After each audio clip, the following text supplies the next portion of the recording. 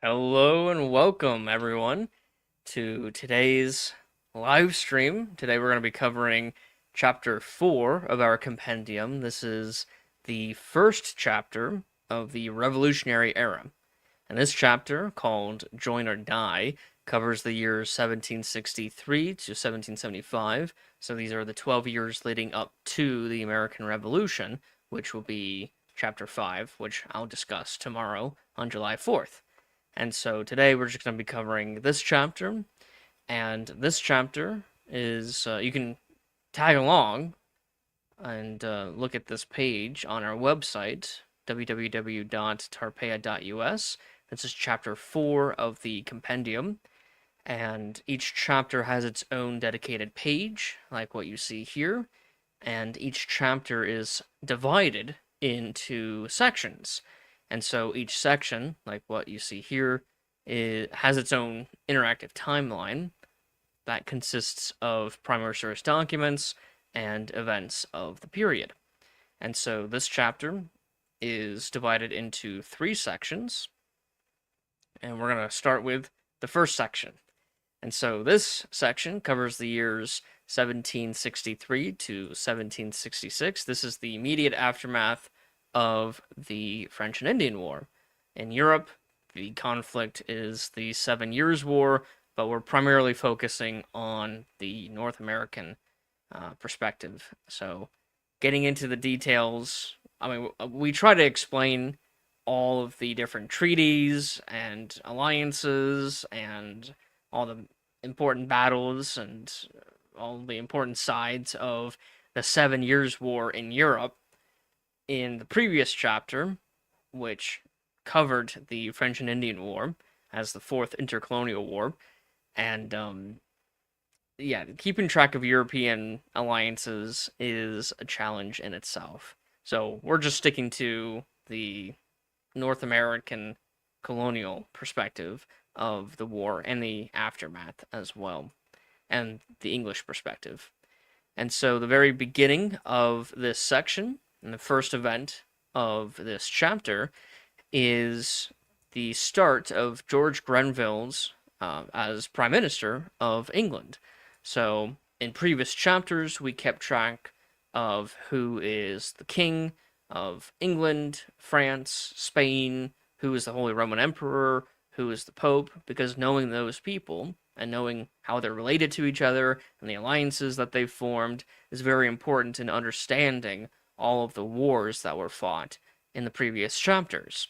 Well, now that we're focusing in on the English North American colonies, we're no longer going to be keeping track of the kings, since this is a very short time period. This is only 12 years. The last chapter was over 70 years. The chapter before that was also 70 years, and then the first chapter was over 100 years. So keeping track of who's monarch was important for the previous 3 chapters because you're covering a very long time span. Now that we're focusing in on a short time span, only 12 years, there aren't really any changes for the monarchs. So King George III is going to be the King of England throughout this entire chapter and the next chapter. Who's King of France is going to be pretty much the same. King of Spain, pretty much the same, and stuff like that. So instead of keeping track of who's monarch, we're now going to be keeping track of who is prime minister, because just as keeping track of the monarchs in previous chapters was important for understanding the alliances and the wars, understanding who and keeping track of who is the prime minister is going to be important for the American colonies, because each prime minister will have their own perspective, have their own policies that they're going to try to implement, have their own ideas of how to reconcile with the colonies, and also deal with the massive war debt that England has thanks to almost a century of nonstop fighting with the European powers. And so, especially the cost of the French and Indian War. And so, this is the start of George Grenville. He becomes prime minister during his reign, or tenure, as prime minister from 1763 to 1765. He sought to consolidate British control over the American colonies and raised revenue to pay off debts from the 7 Years' War, leading to the passage of controversial measures such as the Sugar Act, which we'll go into more detail of, and the Stamp Act of 1765, which this section covers. Grenville viewed these acts as fair and necessary contributions from the colonies toward their own defense, but they sparked widespread colonial protest, starting the cycle of acts, petitions, and reprisals, which define this chapter. And so, acts, petitions, and reprisals used to have been the name of this chapter, and then I changed it to Join or Die. And this is really a cyclical thing where Parliament will pass acts, the colonies will send petitions to repeal those acts, and then Parliament will react with even more acts. So that's the acts, petitions, and reprisals. And so, again, in the aftermath of the 7 Years' War and the French and Indian War, King George will give this speech to Parliament praising the Treaty of Paris of 1763, which ended the 7 Years' War, the French and Indian War. And it is this speech which will be criticized by a member of Parliament, a guy named John Wilkes. He criticizes the speech for praising the treaty, and Wilkes will be charged with libel, accusing the king of lying, and imprisoned for a short time in the Tower of London. And so the John Wilkes controversy is a free speech controversy that's happening in London, and news of this will reach the Americas as fear of the right to criticize your own government will spark lots of suspicion from the colonists. You know, if they're arresting their own members of Parliament, what's stopping them from arresting the common folk for criticizing the government? And so this is an early sign of the British going a little too far, as they always do, when it comes to restricting free speech, which will cause suspicion in the colonies. Following the end of the French involvement in fighting the British, the Native Americans, who were not told what the Treaty of Paris was about, believed that the French were going to continue fighting. And so Pontiac, he organizes at an intertribal war council, and we actually have a speech because some French colonists were there to witness it, and they wrote at least excerpts of it down to the best of their ability. And so in Pontiac's speech, he believed that the French were going to continue fighting, and so he's rallying the Native Americans to continue fighting the British. And so this is the start of what people call Pontiac's Rebellion. It's not really his own rebellion. He's not like the king of Native Americans. He's just leading a coalition of French allied native tribes to continue the fighting from the French and Indian War into the post-French and Indian War. And so there's other coalitions of Native Americans because Pontiac isn't popular everywhere, and they will have competing interests. Some of them will surrender and make treaties with the British early in the conflict. Some will continue fighting long after Pontiac surrenders. And so Pontiac, even though we name it after Pontiac, he's not the only leader, and not all Native Americans are rallied behind him. He's just a coalition leader of a small Native American coalition. And so during this time, and really because of the Calvinist revival, which people call the First Great Awakening, the religious figures in the American colonies start to publish essays or treatises in a form of like a sermon. It's like a written down sermon for people to read and to express their ideas about the separation of church and state. You have to keep in mind, under the British Empire, they are under the Church of England, but not everyone in the British Empire are Anglican. You have Presbyterians, You have um, Baptists, you have Puritans, you have this wide range of Protestants, of English Protestants. I mean, you have some Catholics too, living in the American colonies. And so, as the king and parliament are increasing authority over their enforcement of their authority over the English colonies, many of the religious leaders outside of the Church of England are concerned that the king and parliament are going to force them to be more Anglican, because in England there were many restrictions against these people, against Baptists, against Presbyterians, against Puritans, in favor of the Anglicans and the Episcopalians. Um, and so these religious leaders in the colonies will start to debate each other on the issues of church and state.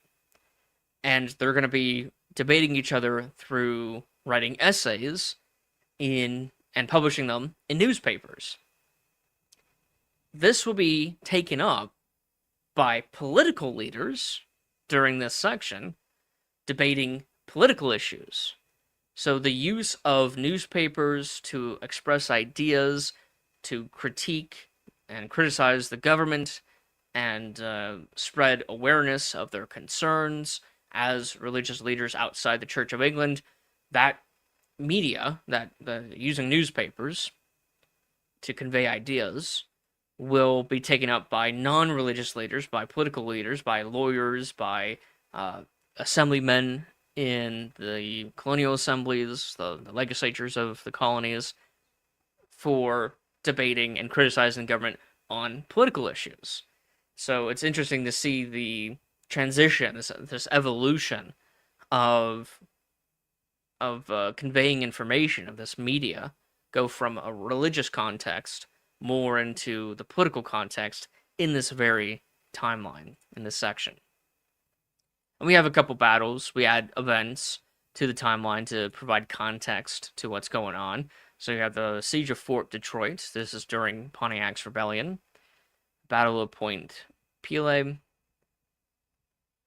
stopped by the Native Americans trying to lift the Siege of Fort Detroit. You have the Siege of Fort Pitt. That's Pittsburgh, Pennsylvania. You have the Enoch Brown School Massacre, where 4 Delaware or Lenape Native Americans entered a settler's log schoolhouse in the province of Pennsylvania and killed the schoolmaster, Enoch Brown, and 10 students. So this is yet another massacre committed by Native Americans against the colonists. If you were there for the first 3 chapters, the past 3 days that I've been doing these live streams, we are trying to add as many of these incidences as possible to these timelines. And it's not just Native Americans massacring colonists, it's Native Americans massacring other Native Americans. One of the first school massacres is during the Jamestown, during during the Powhatan, Anglo-Powhatan Wars. One of the very first school massacres in America was Native Americans massacring a mixed school of the European English colonists and Native Americans who were both being taught in that college.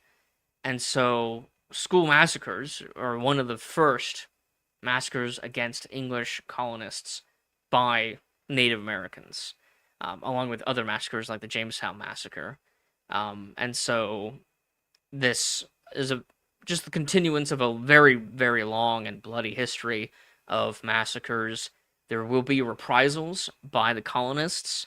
They, during Pontiac's Rebellion, will go around killing Native Americans who had nothing to do with Pontiac's Rebellion, had nothing to do with the Enoch Brown School Massacre.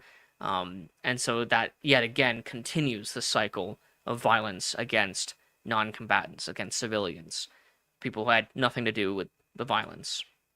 And we're going to be including that in the timeline. We do have it on the timeline. Here's the Battle of Bloody Run, the Battle of Bushy Run, Devil's Hole Massacre.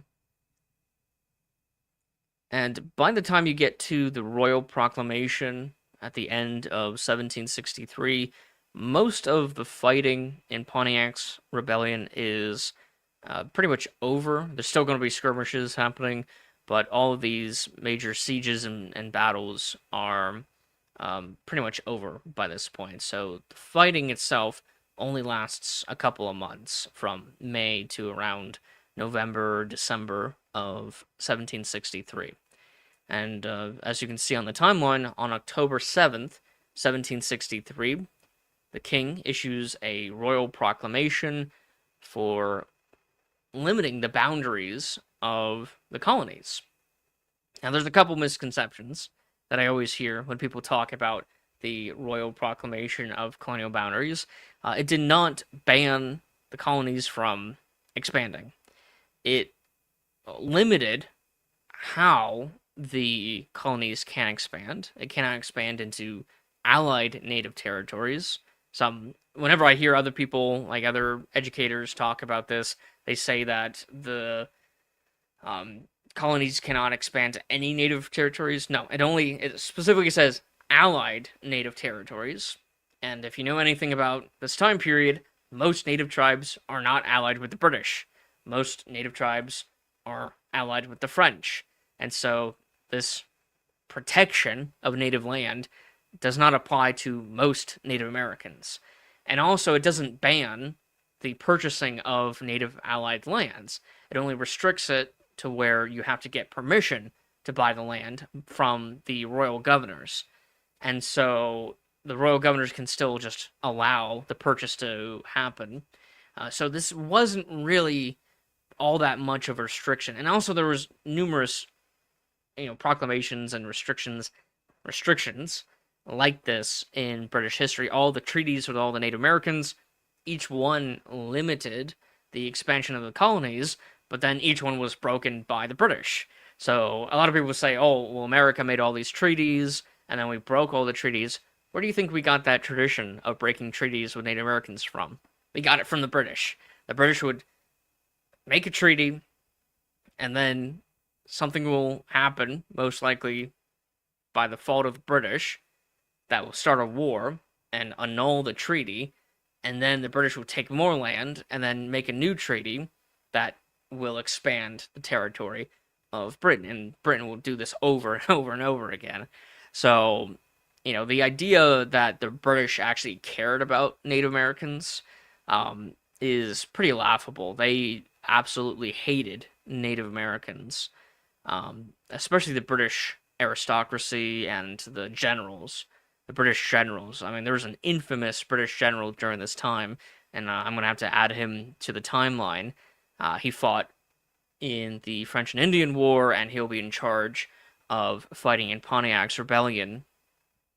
And he absolutely despises Native Americans and says a lot of very choice words about them, calling them savages and whatnot. And so the idea that the British were concerned about Native Americans and it's only the American colonists who were angry or didn't like the Native Americans is simply not true. The British from Britain, from England, did not like Native Americans, almost more so than the colonists. If you read the rhetoric of a lot of the colonists, especially like the Quaker type colonists, like from Pennsylvania and Benjamin Franklin, they have a lot of respect for the Native Americans.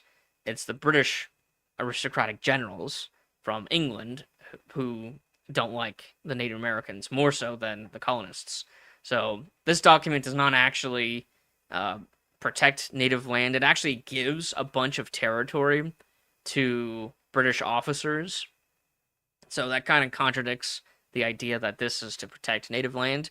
No, it's actively handing out land like candy to the British officers who fought in the French and Indian War. And so, yeah, this document is not as insightful or incendiary as people like to make it out to be. If you read the petitions by the colonies complaining about British policy, this is not really one of the documents that the colonists themselves complain about. It's popular today in our own historiography in how this time period is taught, but if you read the primary sources, they're not really complaining about this proclamation, mainly because this proclamation was not really being enforced all that much. Um, you will have some mentions of it, but it's by far not the most incendiary document from Parliament. I will show you that document pretty soon. Here's yet another religious essay written by Jonathan Mayhew, and again, this guy, he is complaining about the Anglican Society for the propagation of the gospel, and he's concerned that New England churches, like the Congregationalists, are going to be replaced by Anglican society. And so this is, again, the religious debate. And you're going to start to see during this time period, during this section, that the use of newspapers and essays through newspapers is going to transition from religious issues to more political and economic issues. And it's interesting to see that transition. Here's an interesting incident that happens, which is the the Parsons Cause case. And so this issue is on the Two Penny Act, which I talked about in the last chapter, which was passed during the French and Indian War, and it was a law passed by the House of Burgesses of Virginia to fix the salary of the Anglican pastors. And so the Anglican pastors at that time were being paid not with money, because there's a scarcity of money in the colonies. They were being paid by a certain amount of tobacco. And then whatever the market value of the tobacco was, the priest can sell the tobacco, and that would be how they got their salary. So priests were being paid in tobacco in Virginia. However, during the French and Indian War, because of all the fighting that disrupted the production of tobacco, the demand, or the supply of tobacco, went down, while demand pretty much stayed the same, or maybe even went up, and this increased the value of tobacco. And so the same amount of tobacco was much more valuable. And so the House of Burgesses of Virginia wanted to fix the salaries at 2 pence a pound or something like that of tobacco. That's why it's called the Two Penny Act. And many Anglican reverends complained about this. And so this is Reverend James Murray. He brought suit against the vestry for his back pay and won. At that point, a novice attorney, Patrick Henry, was asked to argue the vestry's side when the jury convened to determine how much Reverend Murray should be paid. The presiding judge was Colonel John Henry, Patrick Henry's father. In a fervent oration, Henry criticized the established clergy, the Anglicans, and challenged British authority, wherein Patrick Henry committed treason in his moments of dramatic oratory. Patrick Henry persuaded the jurors that Murray was opposed at the beginning to grant token damages of only 1 penny for the clergy. Henry's victory in the Parsons cause enhanced his legal practice and launched a political career. He was fortunate all clergy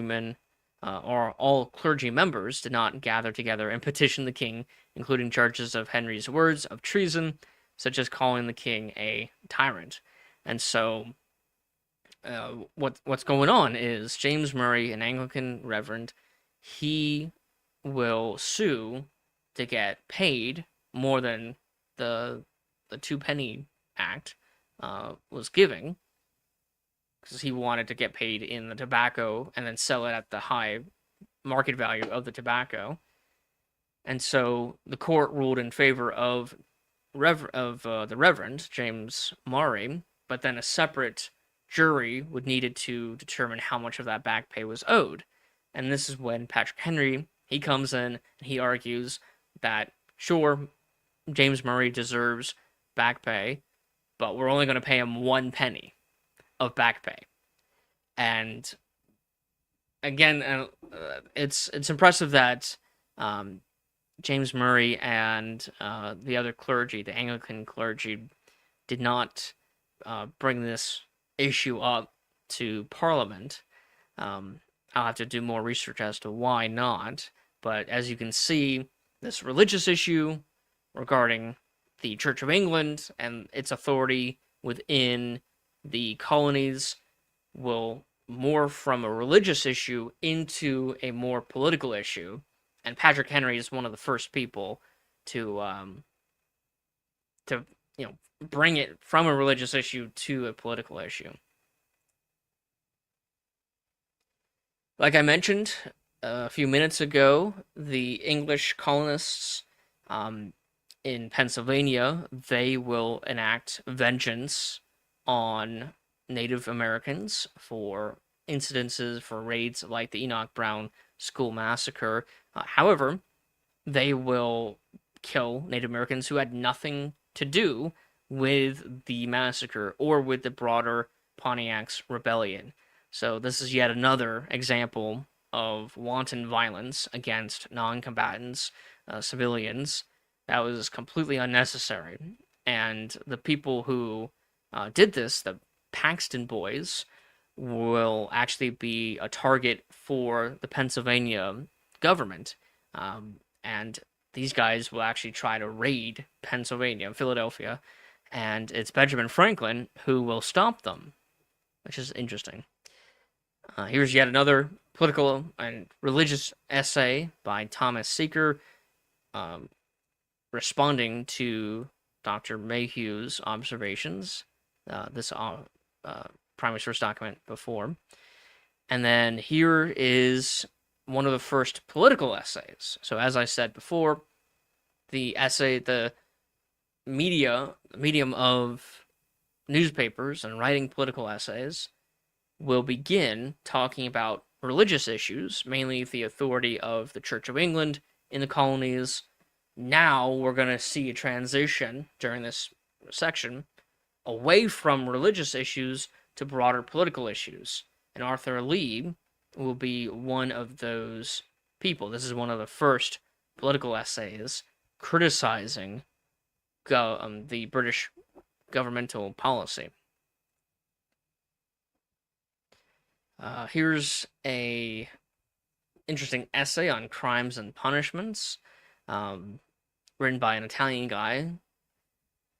And I like to add as many of these primary sources from not just the American colonies, but also in other parts of Europe. Like I include Thomas Hobbes' Leviathan.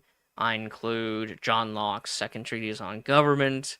I include The Spirit of Law by Montesquieu. And now this is yet another political essay. And here's a primary source of the violence in Pennsylvania during Pontiac's Rebellion. And this is written by Benjamin Franklin, talking about the late massacres. So the Enoch Brown Massacre, and now the massacre by the Paxton Boys. And the Paxton Boys will threaten to burn down Philadelphia because some of the Native Americans will flee to Philly, seeking refuge. Paxton Boys will follow, and then threaten to burn down the city if the Native Americans are not given to them. Benjamin Franklin will meet with the Paxton Boys and convince them to stop the violence. And so this is a primary source document of that violence, that wanton violence that was happening in Pennsylvania during Pontiac's Rebellion. Here's John Wilkes. He is found guilty of libel. Remember at the start, John Wilkes is a member of Parliament.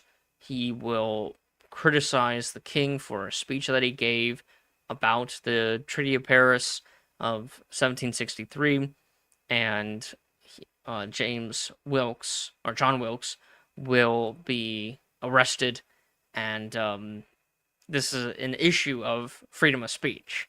And so, we Americans like to pride ourselves as being the defenders of freedom of speech, but in England, there were people who were dealing with freedom of speech issues as well.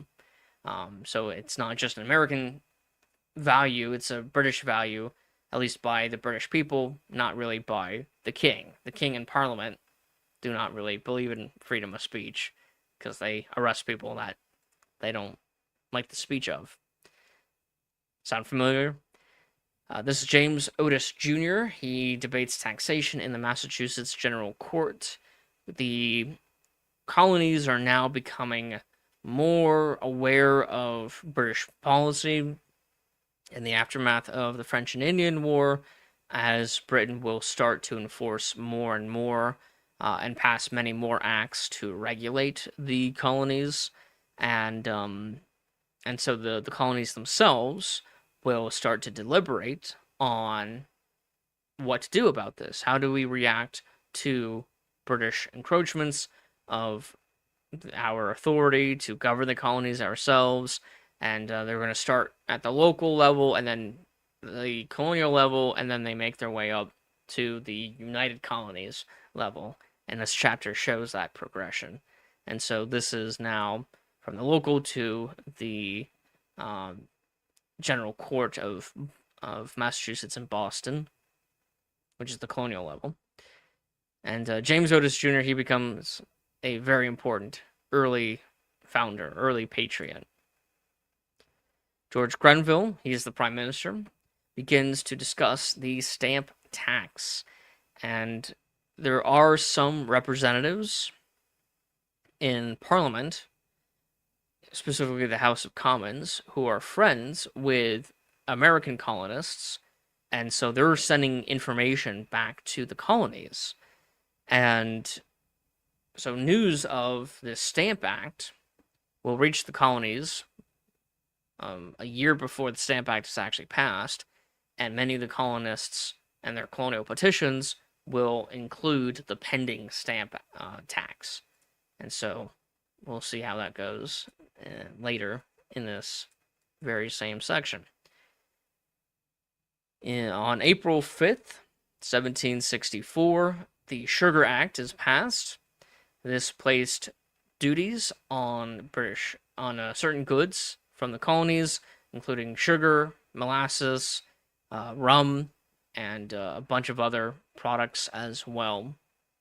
So this is one of the first acts passed by Parliament.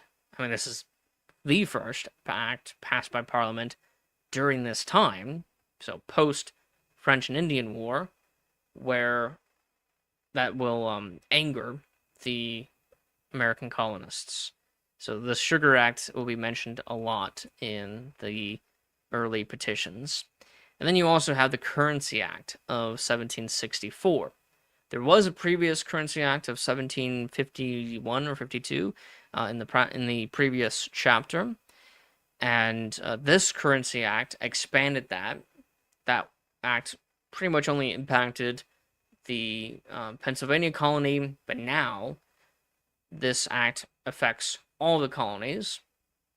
And what it did was it prohibited the American colonies from issuing their own paper money, and required that debts to British creditors be paid in gold and silver, and also any new duties or taxes will have to be paid using British pounds. And so this will devastate not only the Sugar Act, which greatly impacts production of commodities in the colonies, but then you have the Currency Act, which will just completely devastate the financial situation in the colonies, because the supply of British currency is very low in the colonies. There's a scarcity of British currency, and that's why the colonies relied on their own paper currency. But now, all the paper currency has been abolished, which greatly decreases the money supply, and you have a um a scarcity of British currency, and so they're not able to pay their debts. And because of the restriction on trade from the Sugar Act, the colonists cannot make that much money selling commodities. And so it's like, imagine restricting someone so they can't work, but then you take all their money and tell them that they have to pay you for the privilege of getting some supplies using a currency that they don't have. So this is just terrible economic policy to begin with. The Sugar Act limiting trade and production, and now the Currency Act, which causes a financial crisis in the colonies. So right off the bat, the British are screwing up the finances and the productivity of the colonies. This does not help their case at all. And it's after the passage of these early acts, the Sugar Act and the Currency Act, that James Otis Jr. will write this really important essay called The Rights of the British Colonies Asserted and Proved. And this will be a major influence for the next decade. And it is a major influence, I believe, for Thomas Jefferson, who will write a summary view of the rights of British America. Because it sounds very similar. The arguments in this essay are very similar to Thomas Jefferson's arguments. Of course, when Thomas Jefferson, he writes summary view of the rights of British America, he is writing as if that essay is actually a resolution for the Second Continental Congress to approve, for the Second Continental Congress to approve of and pass. And so James Otis, he's just writing an essay. It's not supposed to be a resolution, but Thomas Jefferson writes his essay as if it was a resolution. And that I have that essay later in the timeline. Not this timeline, but a later timeline within this chapter. And here is the instructions to Boston's representatives. And so you still have this local level politics where Boston's representatives in the Colonial Assembly are directing them to oppose the Sugar Act and other British imposed taxes. These instructions reflected growing colonial unity and the principle that Parliament should not tax the colonies without their consent. So now you go from local level to now the colonial level of complaining of sharing their grievances with Parliament about these policies, Sugar and Currency Act, and the pending Stamp Act. And like before, you had essays being written on religious issues. Now you have essays being written on political issues. So these are the Principles of Law and Polity by Francis Bernard.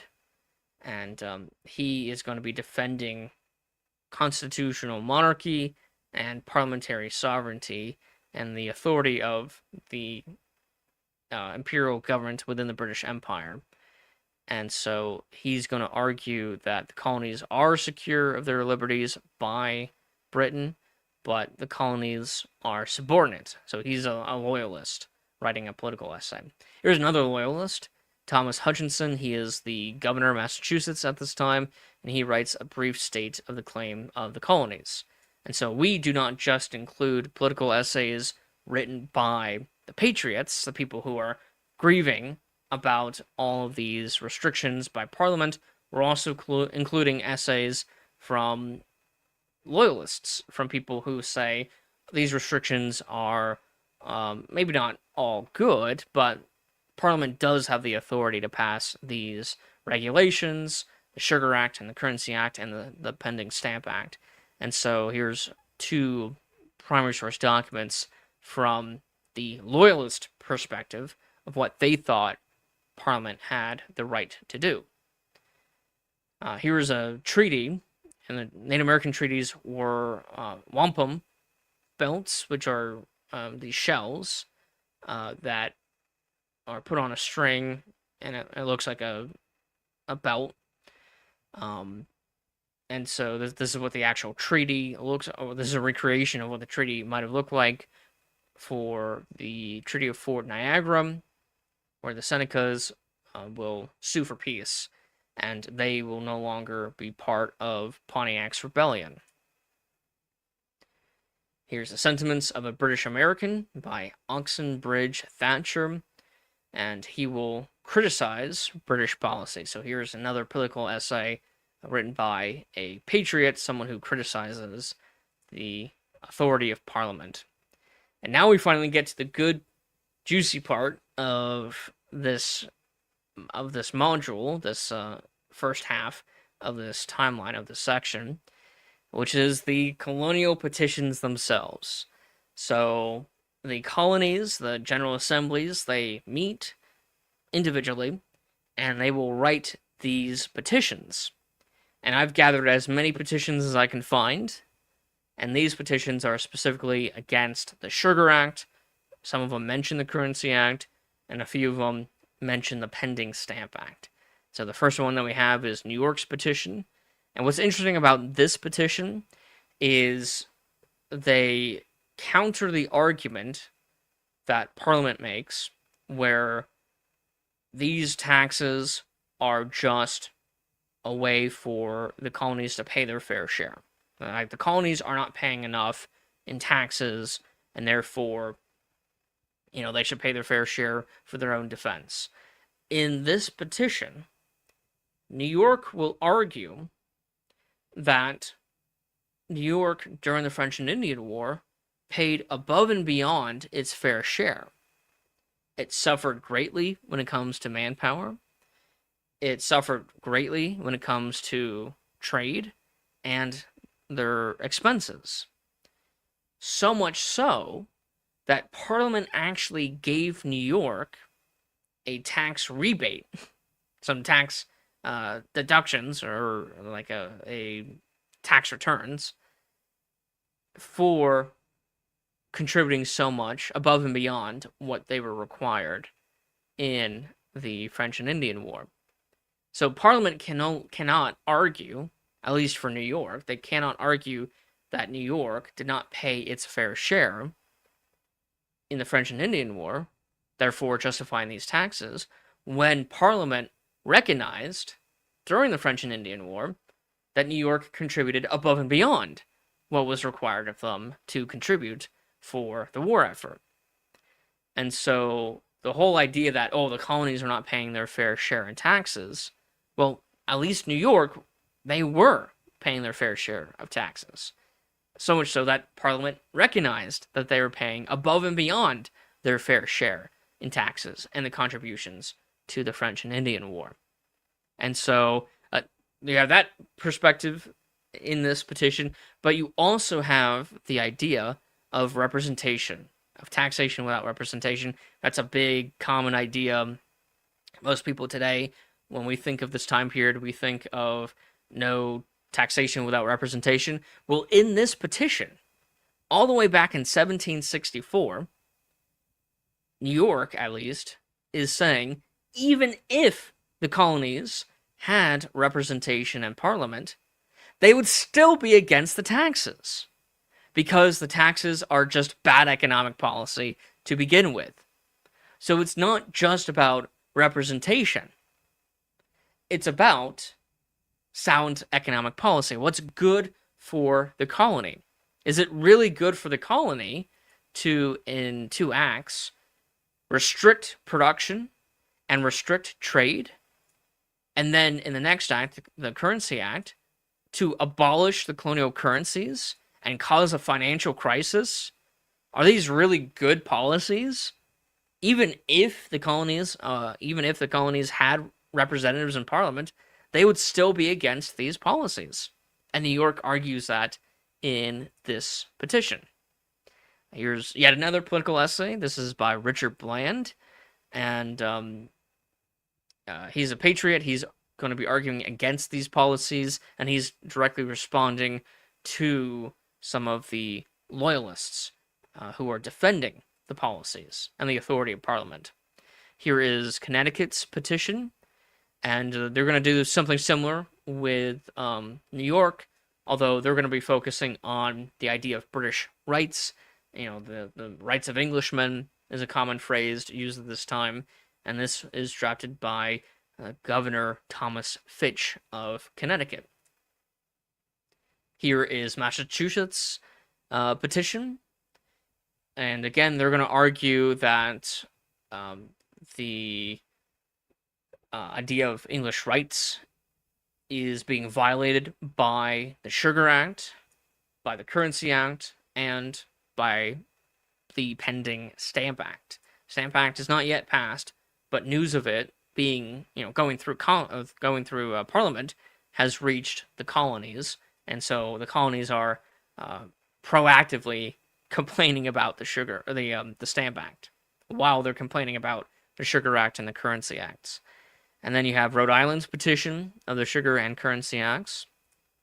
And for each of these primary source documents, we have a button, the Read Document button. You click on that, and it takes you to the full text of these petitions. So if you want to read them for yourself, you can on our website. Here is another Patriot essay, and I call these essays the Liberty Essays. And they're written by patriots, and they are talking about the rights of Englishmen and how they should be treated by Parliament, and that Parliament, its power ought to be limited, and that they do not have a prerogative over the colonies. And then here's Virginia's petition, and they're mostly going to focus on the idea of representation without taxation. And they're going to be complaining about the Stamp Act that's pending. Now you have the commentaries on the laws of England. This is a very important document. It's written by William Blackstone, and it is going to be very influential when it comes to the rights of Englishmen and just British law in general. And many lawyers, pretty much all lawyers at this time in England, are going to be reading this book. And so John Adams will read this book, and this would be one of his favorite books. And John Adams during this time is an amateur lawyer. And so this is a very influential book. Now we get into the Stamp crisis, the crisis around the Stamp Act itself. Grenville, who is Prime Minister of England right now, he will propose the Stamp Act on February 6, 1765, and talks about the Stamp Act has been going on for a year at this point, but now it's an official bill going through Parliament. And so for the next the next month, you're going to have debates in Parliament. And right now we only have one excerpt from these debates. I will be adding more about these debates. And the one excerpt that we have right now is from Isaac Barr. He's a member of Parliament, and he's going to coin the term Sons of Liberty. So the idea of the Sons of Liberty is actually a term invented by Parliament talking about the American colonists. And during the debate on the Stamp Act, no less. And Isaac Barr and a few other many members of Parliament are against the Stamp Act. So how this history is taught, you have people saying that, it's just Parliament imposing all these policies on the American colonies, and Parliament does not care. Most members of Parliament, many members, especially the Whigs, are going to be in favor of colonial rights, in favor of colonial representation in Parliament, and against a lot of these policies that are passed. So Parliament itself was very divided. That is an aspect of this time period that most educators, most teachers leave out. Parliament was not 100% on board with all these policies. The Stamp Act just barely gets passed, and it quickly gets repealed before it even goes into effect. So Parliament is not like on like a monolith, like one side. No, it's very diverse politically, and different members of Parliament from different parties, mostly the Whigs, will support the colonial cause. And this division in Parliament will continue even into the War for Independence, where the Whigs, especially, are going to be opposed to sending large armies to the American colonies. So you wonder why Britain was only sending very small armies. It was because many members of Parliament were against sending large armies to the Americas. So that has a major impact on the success of America in the American Revolution. The fact that members of Parliament did not want to fight American colonists. That's an aspect that most people leave out when they talk about this history. And we know Britain had the armies, millions of soldiers, because shortly after the American Revolution, you have the French Revolution and the Wars of the Coalitions and the Napoleonic Wars that include millions upon millions of soldiers all over Europe. And England will be a belligerent power in those conflicts, which only start like a decade after the American Revolution. And so Britain had the military force. They had the greatest navy in the world, and they had a very large, very professional army that they could have sent to the Americas. Why didn't they?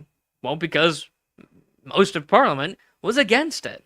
So that's an aspect that is not talked about, and this division in Parliament might also lead to why the American Revolution happened in the first place, because Parliament is flip-flopping from harsh punishment to repealing that punishment to then replacing that with different harsh punishment, and so you have this cycle of acts from Parliament, petitions or complaining from the American colonies, and then some repeals, but then even more acts from Parliament.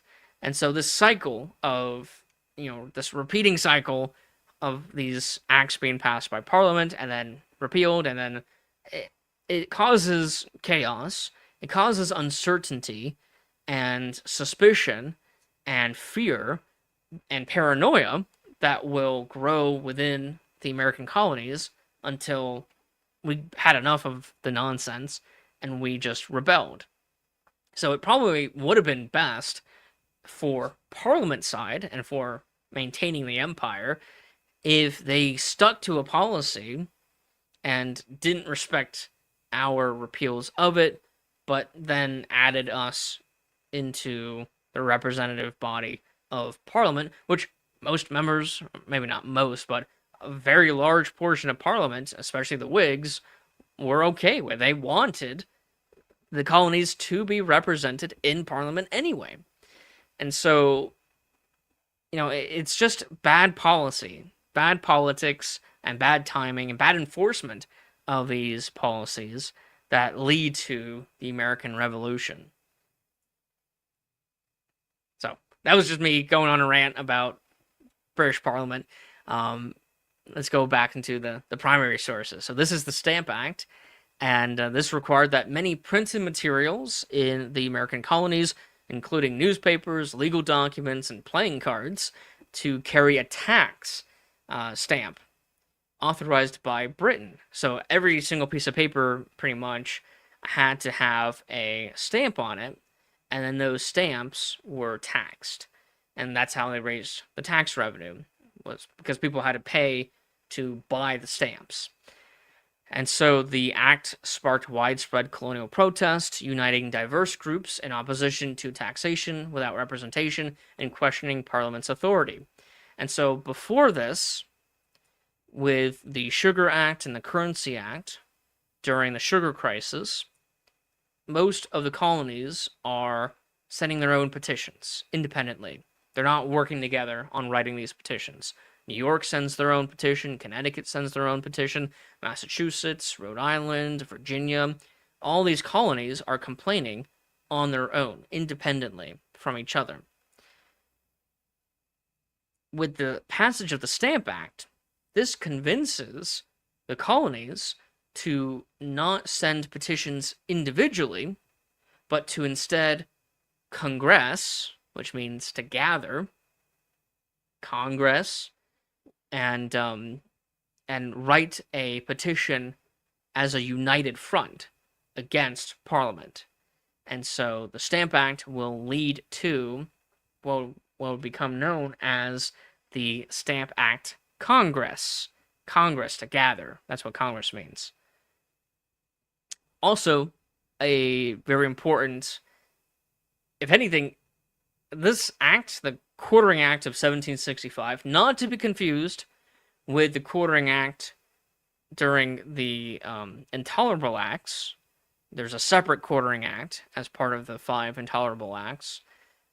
This Quartering Act specifically targeted New York because that was the headquarters for the British military force in North America, in Albany, or Albany, and then also New York City, and so New York will refuse to enforce the Quartering Act, and this Quartering Act forced New York to provide housing or quarters, to provide clothes, ammunition, food, water, transportation, and all these things.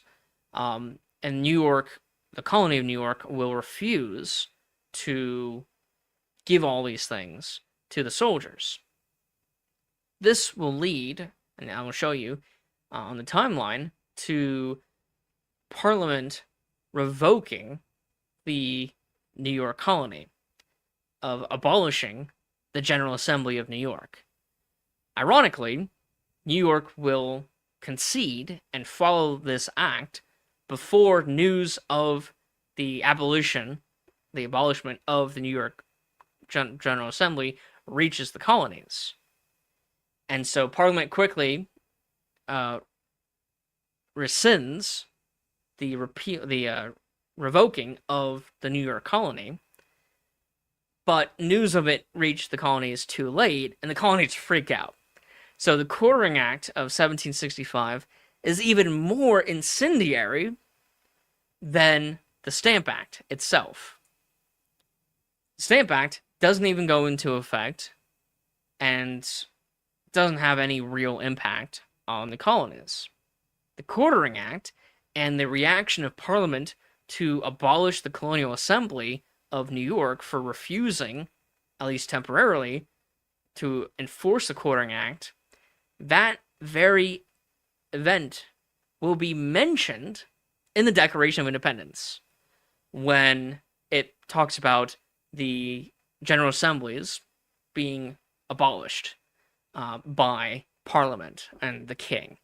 And so this act is even more of an inciting event for the American Revolution than the Stamp Act, even though most historians, when they talk about this time period, the stamp crisis, they always miss out on this act, even though it had an even greater long-lasting impact than the Stamp Act did. So this is why primary sources are very important, because if you just rely on non-primary sources, you're already getting a summary, and they leave a bunch of stuff out, and then if you continue that tradition of just summarizing, eventually you're leaving so much stuff out that you no longer have a clear understanding of what happened in the past.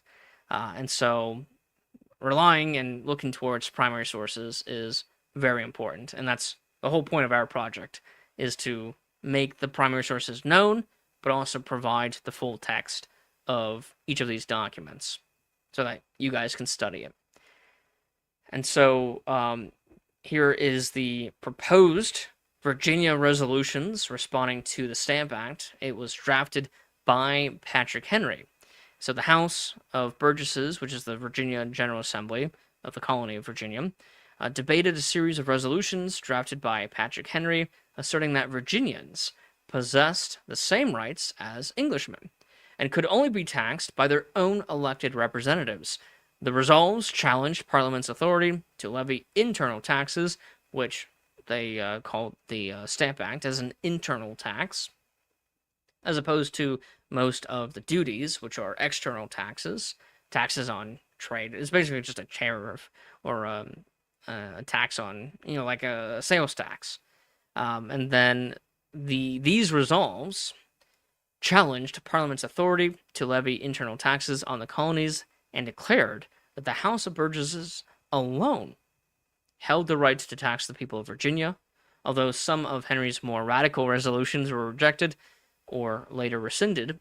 Their publication throughout the colonies helped galvanize resistance to the Stamp Act and popularize the principle of no taxation without representation. Now, the House of Burgesses passed 5 out of the 7 of Patrick Henry's resolutions, the fifth and most strident of them by only 1 vote. Here is the Massachusetts Circular Letter of 1765, and we don't have an image of it, but we do have the text of it. And this is Massachusetts General Court adopts a circular letter asking the rest of the colonies for a Stamp Act Congress to convene in New York in October.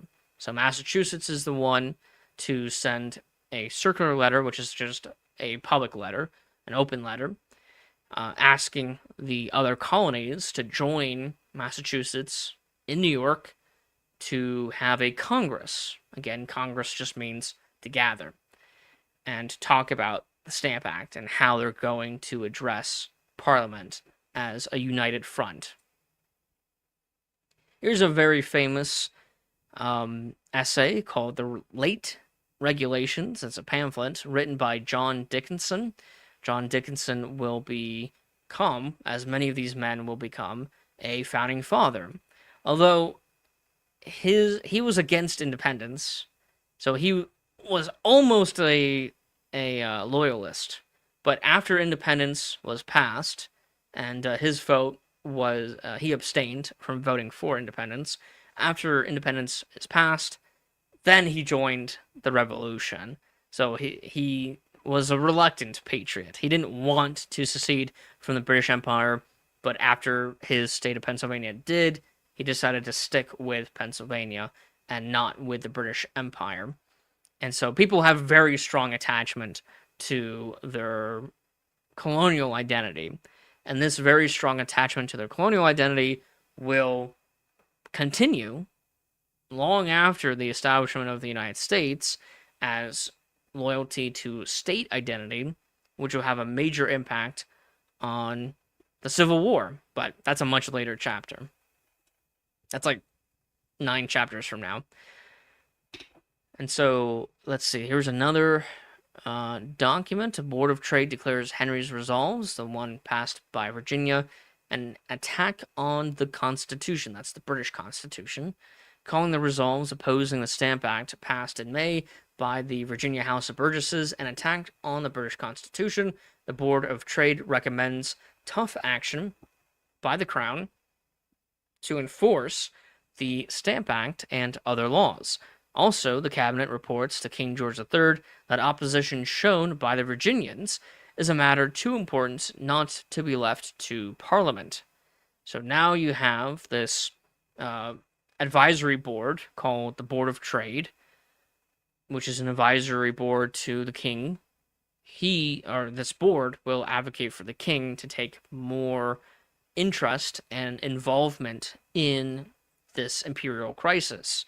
And so when the Declaration of Independence is passed on July 4th of 1776, you see the Declaration is blaming the king for all these things. Well, the king was getting more involved in the imperial crisis, and by the time of the start of the next chapter, which we'll talk about independence, the king has ended any peaceful path for reconciliation. The king himself issues a declaration of war when Parliament does not want a war and the colonists at that time don't want a war. No one wants a war, but the king is like, screw it, we're going to fight these colonists and bring them back into the fold instead of taking any peaceful whatever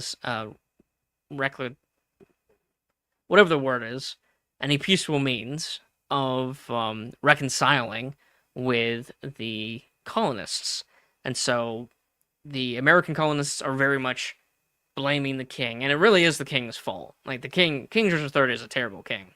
He just makes everything worse. Him and his best friend Lord North, who will become prime minister, just ruin this entire uh, chapter and ruin the British Empire. At least when it comes to having a huge portion of their colonies just rebel and secede from the British Empire. Speaking of prime ministers, Grenville is no longer the prime minister. He is replaced by Rockingham. And so the Marquis of Rockingham sought to calm colonial unrest by repealing the unpopular Stamp Act while simultaneously passing the Declaratory Act, which we have on the timeline, to reaffirm Parliament's authority over the colonies. Unlike Grenville, who had pushed direct taxation to raise revenue, Rockingham favored conciliation and compromise, hoping to preserve imperial unity through moderation rather than strict enforcement, leaving the colonies temporarily relieved but wary of Britain's continued claim to absolute power. And so, like I said before, because of switching over the leadership, you're going to have different policies. That's why keeping track of who is prime minister is very important. And so you have Grenville, he's going to propose direct taxes and regulations on the colonies and abolishing colonial currencies.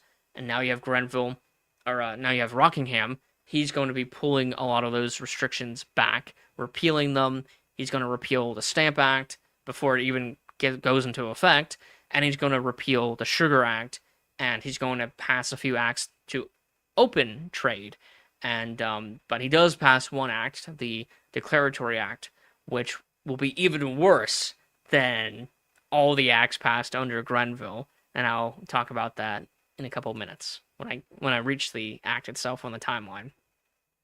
And so now you still have the stamp crisis going on, and you have the first organized protest. This is called the Loyal Nine, where key middle-class merchants in Boston who organized to hang an effigy of their stamp distributor, merchant Andrew Oliver, who was Thomas Hutchinson's brother-in-law. Thomas Hutchinson is a loyalist, and he is, at this time, the governor of Massachusetts, so this is a pretty bold statement on behalf of the merchants of Boston. And so, as part of a massive public demonstrations against the Stamp Act, the effigy was hanged on an elm tree, which became known as the Liberty Tree. In the evening, demonstrators burned the effigy and destroyed a building near the dock, which was rumored to soon be used for stamp distribution. Then they went to Oliver's home, which they vandalized. Oliver resigns the post the next day. So this is an act of terrorism, burning an effigy, and then vandalizing property and forcing what would be a tax collector to resign. And so this is the first of many such protests that will happen, especially in Massachusetts. Massachusetts men, especially in Boston, are very violent. And the whole effigy thing is a very fascinating history in Boston when it comes to the effigy. So Boston is, Massachusetts, founded by very strict Puritans, very strict. And they absolutely loathe the Pope. And so the tradition of burning an effigy actually begins as burning the effigy of the Pope every single year. So again, it's part of this weird transition, or at least an interesting transition, from a religious aspect to a more political aspect. You had Puritan and other non-Church of England religious leaders during the Great Awakening, which is the Calvinist revival in the Americas. right around the time of the French and Indian War, circa 1740s and 1750s, so right before this time, you had these religious leaders who weren't part of the Church of England are going to be complaining about the Church of England and the expansion of that church's authority in the colonies. And they're going to be complaining through the medium of newspapers, of writing political essays. Well, that practice of religious figures complaining with political essays in newspapers will transition to political leaders as opposed to religious leaders, lawyers, and politicians. They're going to use the same medium to complain about British policy in political essays that they write and then publish in newspapers. Now you have yet another religious tradition, which is burning the Pope in effigy. That religious tradition gets transitioned into a new political tradition, where instead of burning the Pope, you're now burning tax collectors. And pretty soon, you're going to be burning the king in effigy. So that's just a very interesting aspect of this time period, this relationship between the religious traditions evolving into political traditions. And here's a primary source of the Local 9 protest. This primary source is a letter written by John Adams talking about the events. Or not a letter, this is his journal, his diary. And then pretty soon after, in August of 1765, the mob, pretty much the same mob as the protesters of the Local 9, will sack Lieutenant Governor Hutchinson's mansion in Massachusetts. So the governor, or at least the lieutenant governor, is Hutchinson, and his house, his mansion, will be attacked and vandalized by protesters. Now we have the objections to the taxation of our American colonies by the legislature of Great Britain by Soam Jennings. This is a pamphlet written by Soam Jennings to defend Parliament's authority to tax the American colonies and rejected colonial claims that taxation required direct representation, but instead virtual representation. So you're going to see the term virtual representation being used by loyalists and members of Parliament who don't want the colonies to be represented in Parliament. They're going to say, oh, well, Parliament is already interested, already has the interest of, securing the rights of the British colonies, and so the British colonies are already represented by the members of Parliament. The American colonists, at least the patriots, the people who are in favor of American representation in Parliament, they are going to argue that virtual representation is no representation at all, and the only proper way to be represented is to have representatives that are of the people, by the people, for the people. I'm sure you heard that before. Hopefully you heard that before.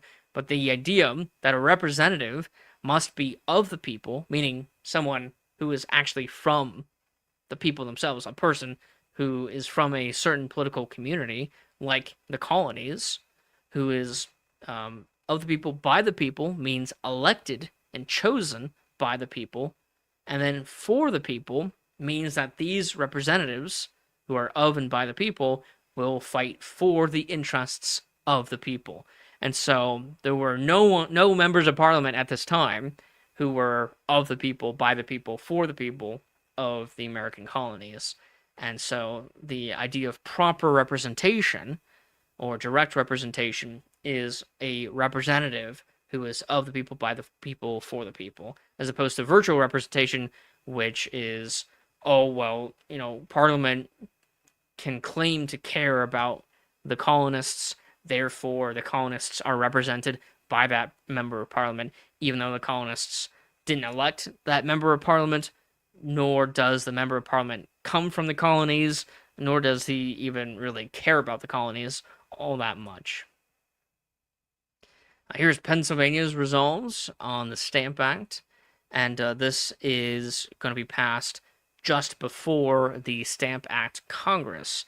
And so a lot of the colonies that are going to be present at the Stamp Act Congress are preparing their own petitions, which they will then share with each other when creating the United Petition, which is the Stamp Act Congress resolves, or petition of the Stamp Act Congress to Parliament.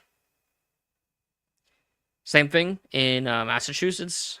You have the Braintree Instructions, authored by John Adams and Samuel Adams, about what their Boston representatives are going to do at the Stamp Act Congress.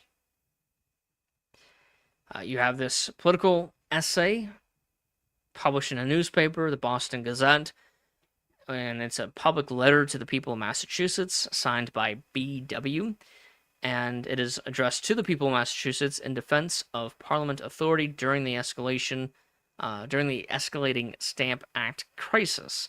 The author argued that resistance to the Stamp Act threatened lawful government, and that the colonies, as part of the British Empire, were bound by acts of Parliament under the principle of constitutional sovereignty. The letter reflected loyalist sentiment within the colonies and highlighted the ideological divide emerging between supporters of imperial authority and advocates of colonial self-government.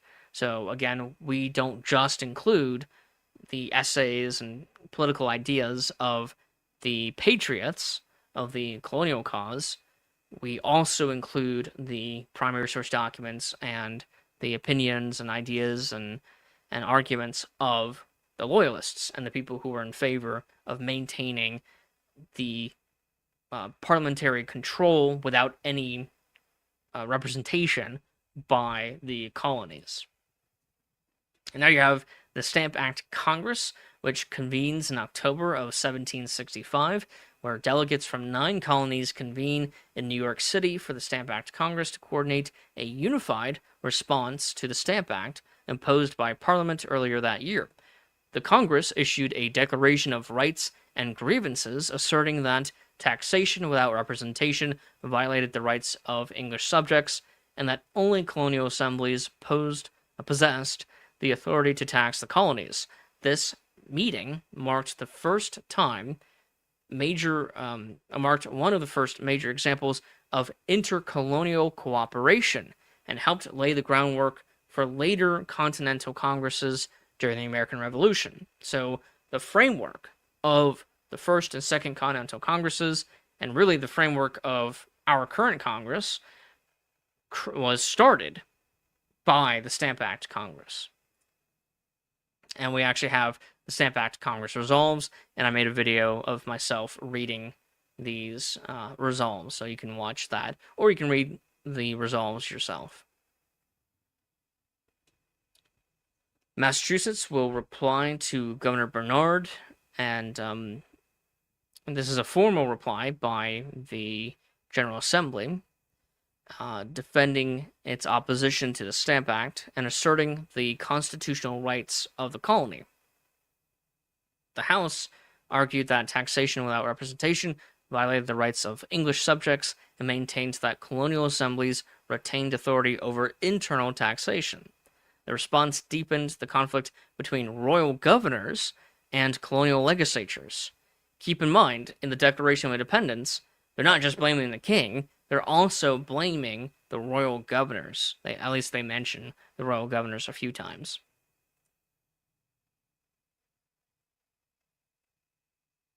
Massachusetts will pass its own resolves about the Stamp Act.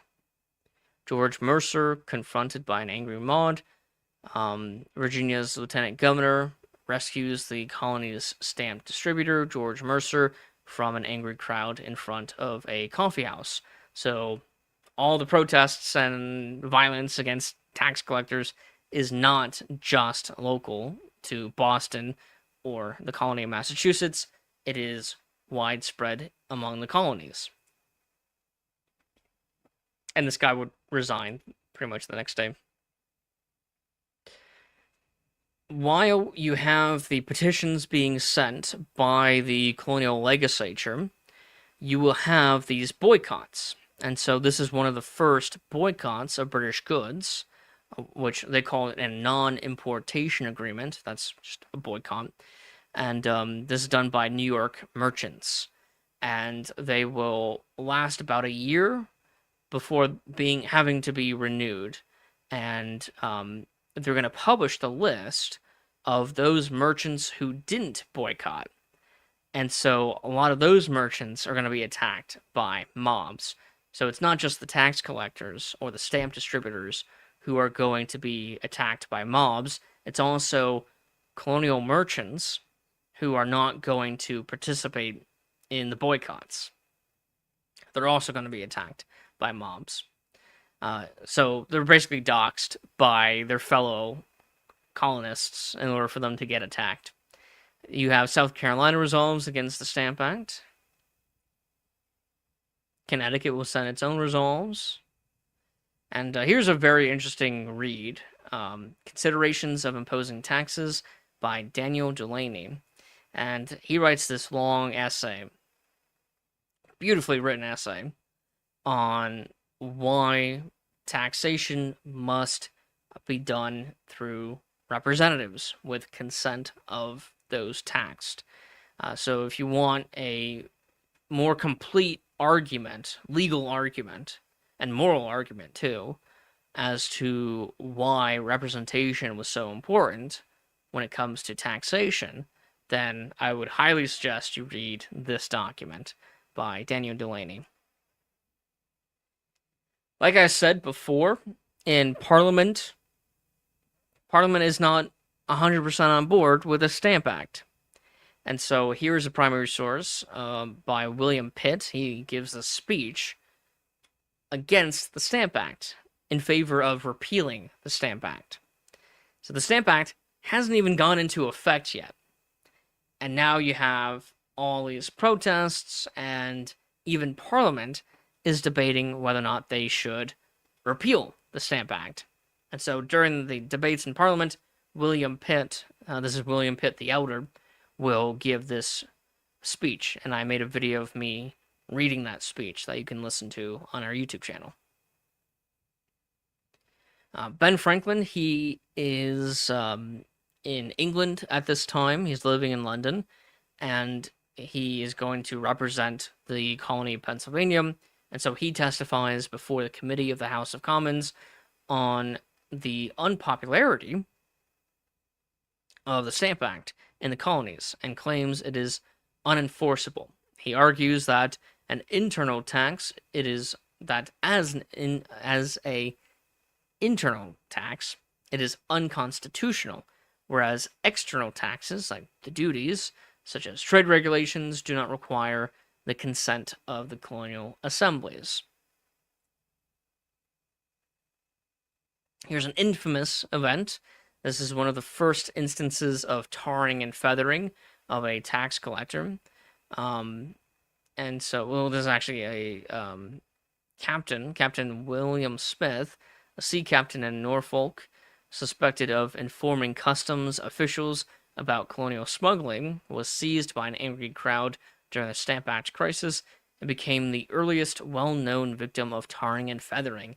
The mob covered him with tar and feathers, paraded him publicly, and reportedly threw him into the harbor before he was rescued, establishing a form of political intimidation, domestic terrorism, that would become increasingly common during the imperial crisis.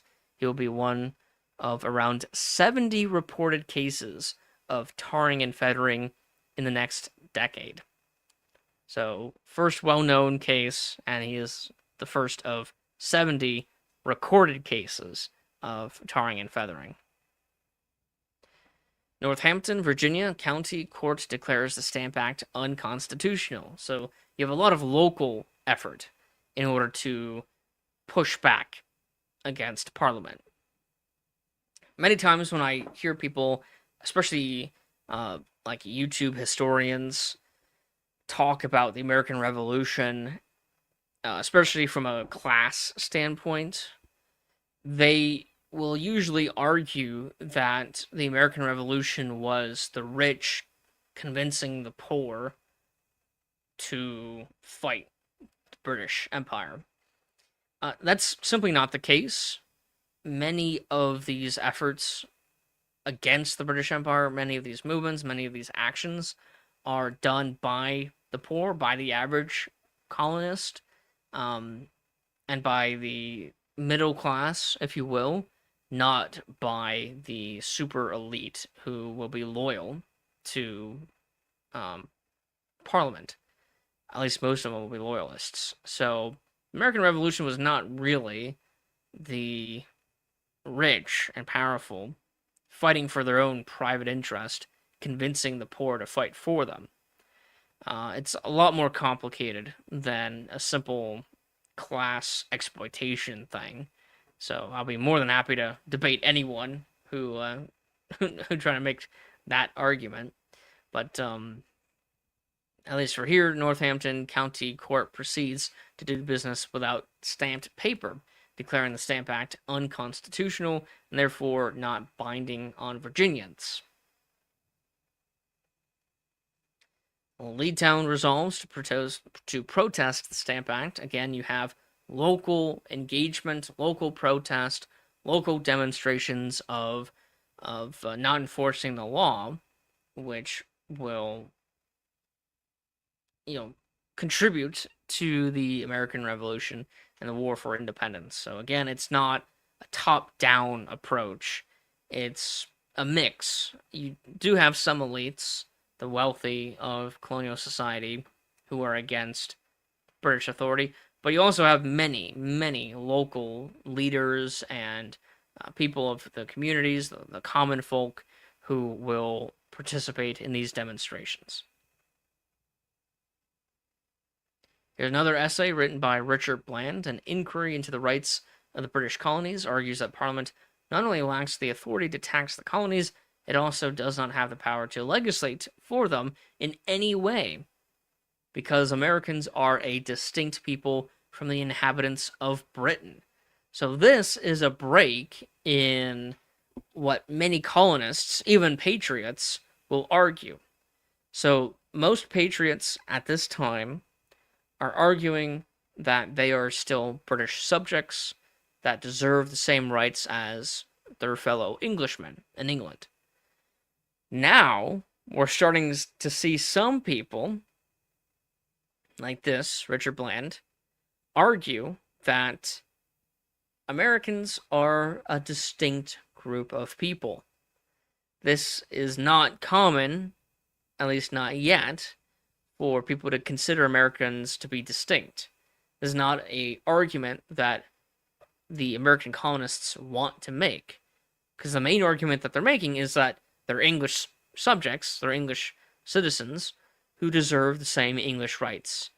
So if they were to call themselves distinct, then they wouldn't be deserving of the same English rights. Well, now you have Richard Bland, and soon others, who argue that because they are separate people, they deserve to have separate representation and separate rights, and Parliament does not have complete control over this separate group of people. Now, Parliament will repeal the Stamp Act on March 18th, 1766.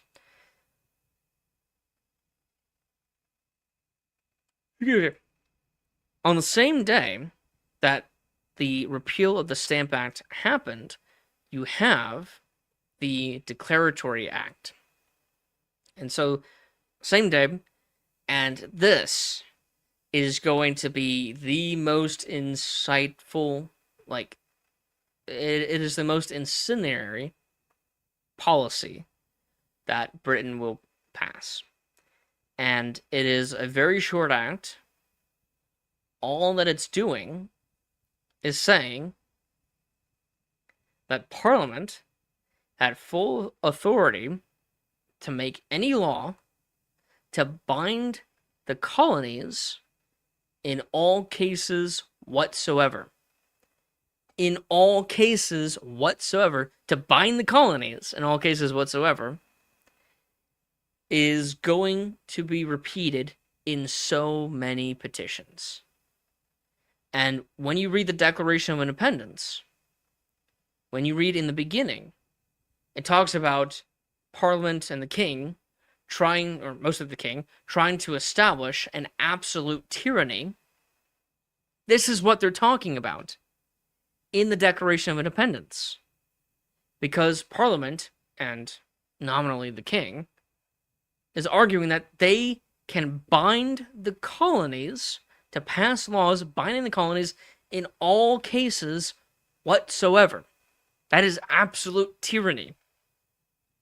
So the Declaration of Independence is referring to this act.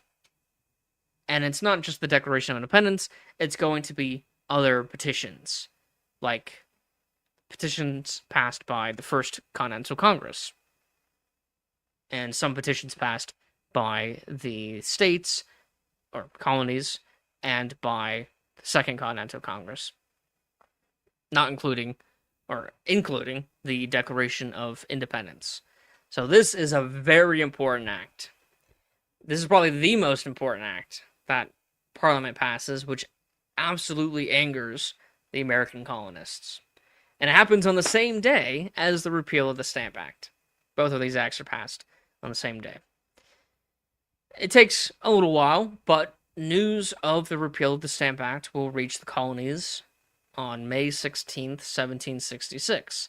And we actually have a newspaper of the news reaching the colonies.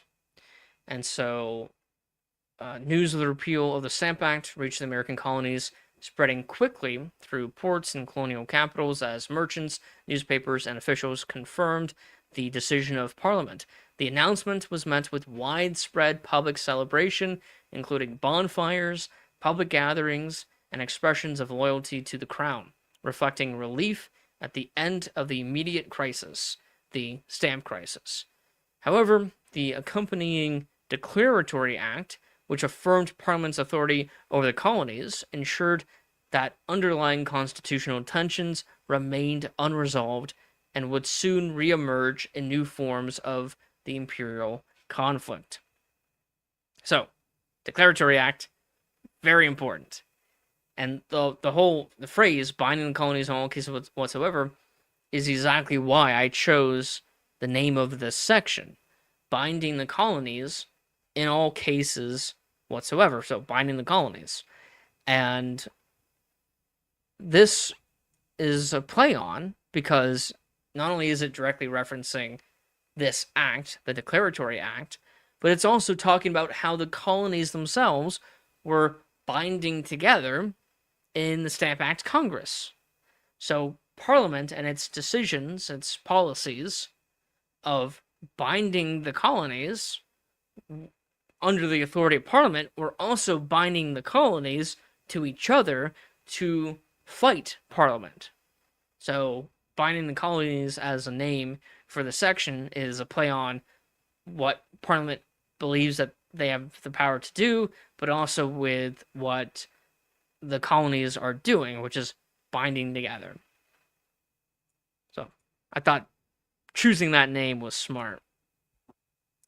And in response to the news of the repeal of the Stamp Act, Mayhew, this is Jonathan Mayhew, the same guy who wrote all those religious essays and sermons, will write this sermon called "The Snare Broken," and I love that name. That's so cool. That title, "The Snare," the trap is broken, and so he's just celebrating the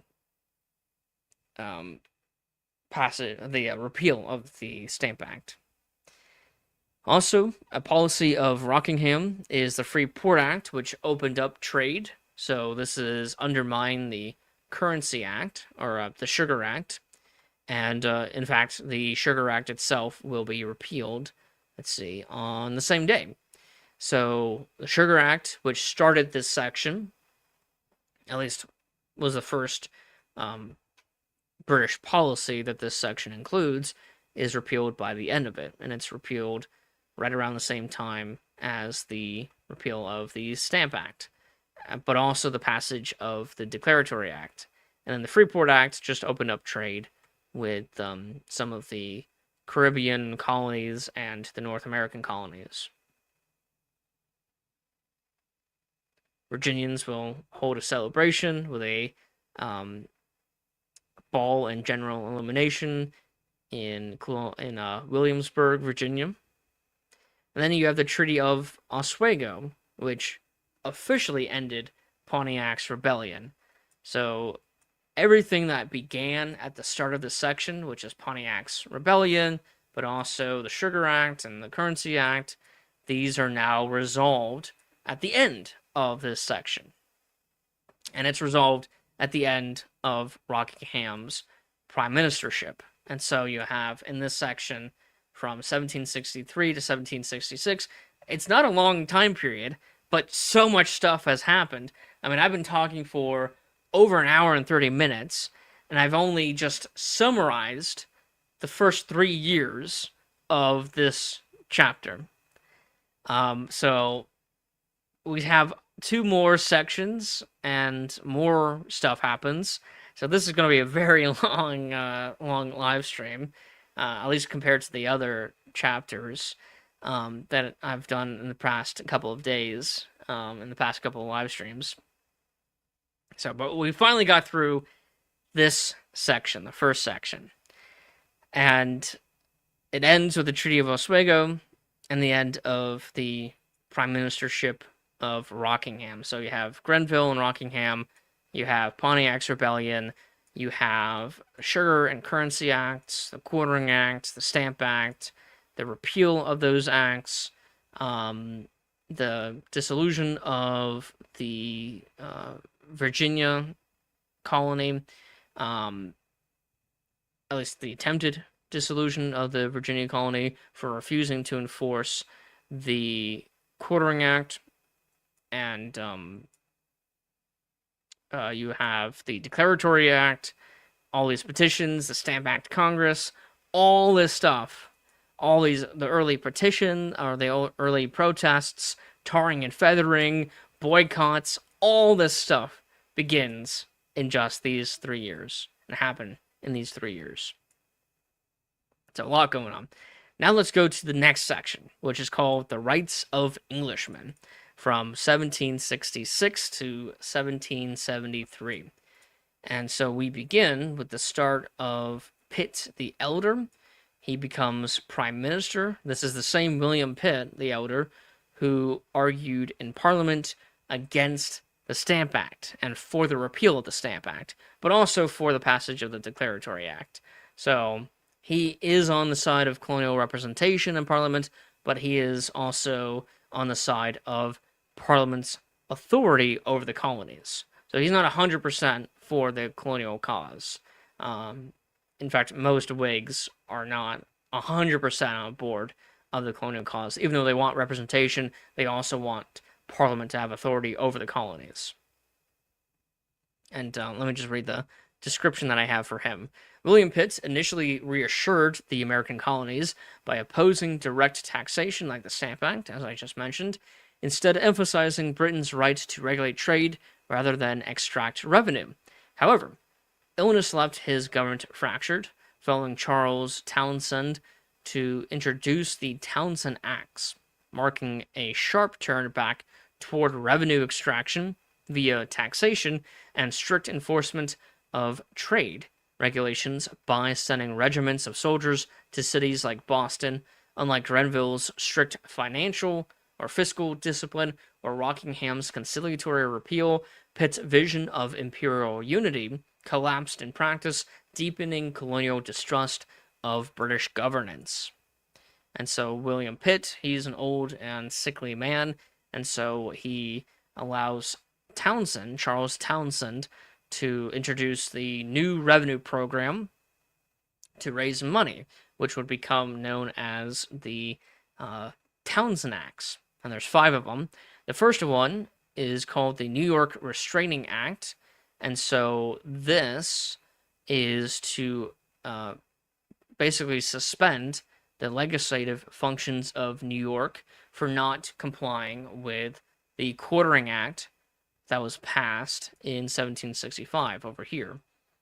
And so New York they will, funnily enough, enforce the Quartering Act, but only after this act is passed. Then you have the official Revenue Act, of 1767, which is the Second Townsend Act. This Revenue Act imposed duties on glass, lead, paint, paper, and tea imported into the American colonies as part of Charles Townsend's plan to raise imperial revenue in America. Parliament argued that these customs duties were external taxes connected to trade regulation, while colonial critics maintained that any tax imposed primarily to raise revenue without colonial consent violated their constitutional rights. The act revived the taxation controversy of the Townsend Act and the Currency Act that followed the repeal of the Stamp Act, and became a central source of colonial resistance in the years leading to the Revolution. Then you have the Third Townsend Act, which is the Commissioners of Customs Act. This is to strengthen the enforcement of the Second Townsend Act. Then you have the Indemnity Act of 1767. This is the Fourth Townsend Act, which removed or reduced import duties on tea brought into Britain by British East India Company and then re-exported to the American colonies. The measure was intended to lower the price of legally imported British tea and increase customs revenue by encouraging colonists to purchase taxed tea rather than smuggled Dutch imports. Although less controversial than the other Townsend Acts, it formed part of a broader strategy to make parliamentary taxation in the colonies more effective and economically sustainable. These first four Townsend Acts will be passed on July 2nd, 1767, by receiving royal assent. So every single bill that passes through Parliament has to be signed into law by the king. That's what the royal assent is. Pretty similar for our system, which I kind of don't like, where Congress has to get its acts signed by the president before the bill, I should say, becomes an act. I kind of disagree with this. I think I think that Congress should be able to pass acts, not just bills, but acts, without needing the approval of the president. Now, I still believe in the veto power of the president as an active check against Congress, but I don't think that Congress should be required to have the president sign a bill into law. So there's a difference between signing a bill into law and vetoing a bill. I support the veto power. I don't support the signing a bill into law responsibility of the president. But that's a different discussion. We don't have to go into that. And so just like with the stamp crisis, where you have people protesting, mostly New York merchants, now you have Boston. They pass a document, a non-importation agreement, where the merchants of Boston will boycott British goods. Then you have a very famous series of letters written by John Dickinson called Letters from a Pennsylvania Farmer. And these letters will popularize the use of newspapers and political essays in order to express ideas and also criticize the government under a pseudonym. And so John Dickinson, he becomes very popular because of these essays. And he wrote a bunch of these essays that I have compiled and added to this timeline. And again, if you're looking at these primary source documents, if you want to read the full text of these documents, you can click on the Read Document button, and it'll take you to the full text of these documents. So I have a bunch of these. There's like 13 or 14, I think. 11, let's see. You have Massachusetts Circular Letter. The Massachusetts House of Representatives issued the Massachusetts Circular Letter, drafted primarily by Samuel Adams. The letter was sent to other colonial assemblies, urging unified opposition to the Townsend Acts and arguing that taxation without representation violated the rights of English subjects. It called for intercolonial cooperation and asserted that only colonial legislatures could lawfully tax the inhabitants of their respective colonies. The circular letter escalated tensions with Britain and prompted royal governors to pressure assemblies to rescind the letters, making it a key moment in the growth of coordinated colonial resistance. Remember Massachusetts? I think it was Massachusetts. Let's see. Yeah, Massachusetts Circular Letter of 1765 called for the Stamp Act Congress, and now you have a very similar event where the same colony, Massachusetts, is calling for a renewed Congress, this time to protest the Townshend Acts. And so Governor Francis Bernard governor of Massachusetts, he replaced, he was the governor while Thomas Hutchinson was there. Thomas Hutchinson was lieutenant governor. I misspoke back then. And so Governor Francis Bernard, he dissolves the Massachusetts General Court, which is the General Assembly, in response to Massachusetts' circular letter. But not before, or I guess it was before, but not, it didn't end the circulation of the circular letter. And so Virginia will accept the circular letter, and Virginia will send its own petition. It's petition, memorial, and remonstrance. Remonstrance just means protest. And so this, let's see, former protest against the Townshend Acts and Parliament's claim to tax the colonies for revenue. And so this is from the perspective of Virginians. Then you have New Jersey accepts the Massachusetts circular letter. Connecticut accepts it. And then you have the Liberty Riot. So John Hancock's ship, the Liberty, is confiscated by the Board of Customs Commissioners created by the Townshend Acts under suspicion of smuggling. Several thousand Bostonians attack the homes of the customs commissioners, attack the customs inspector, and burn a boat belonging to one of the customs collectors on the Boston Common in front of Hancock's house.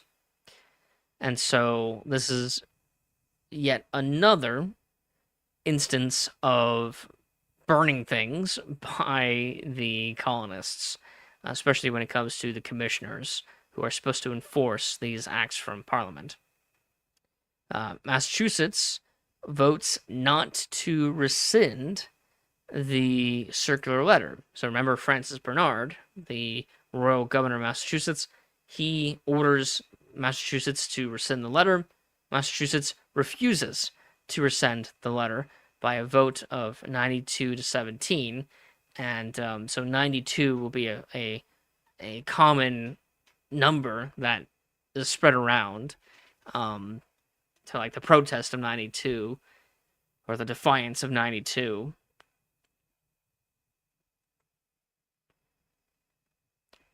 So you have the fifth Townshend Act, which was passed over a year after the other four.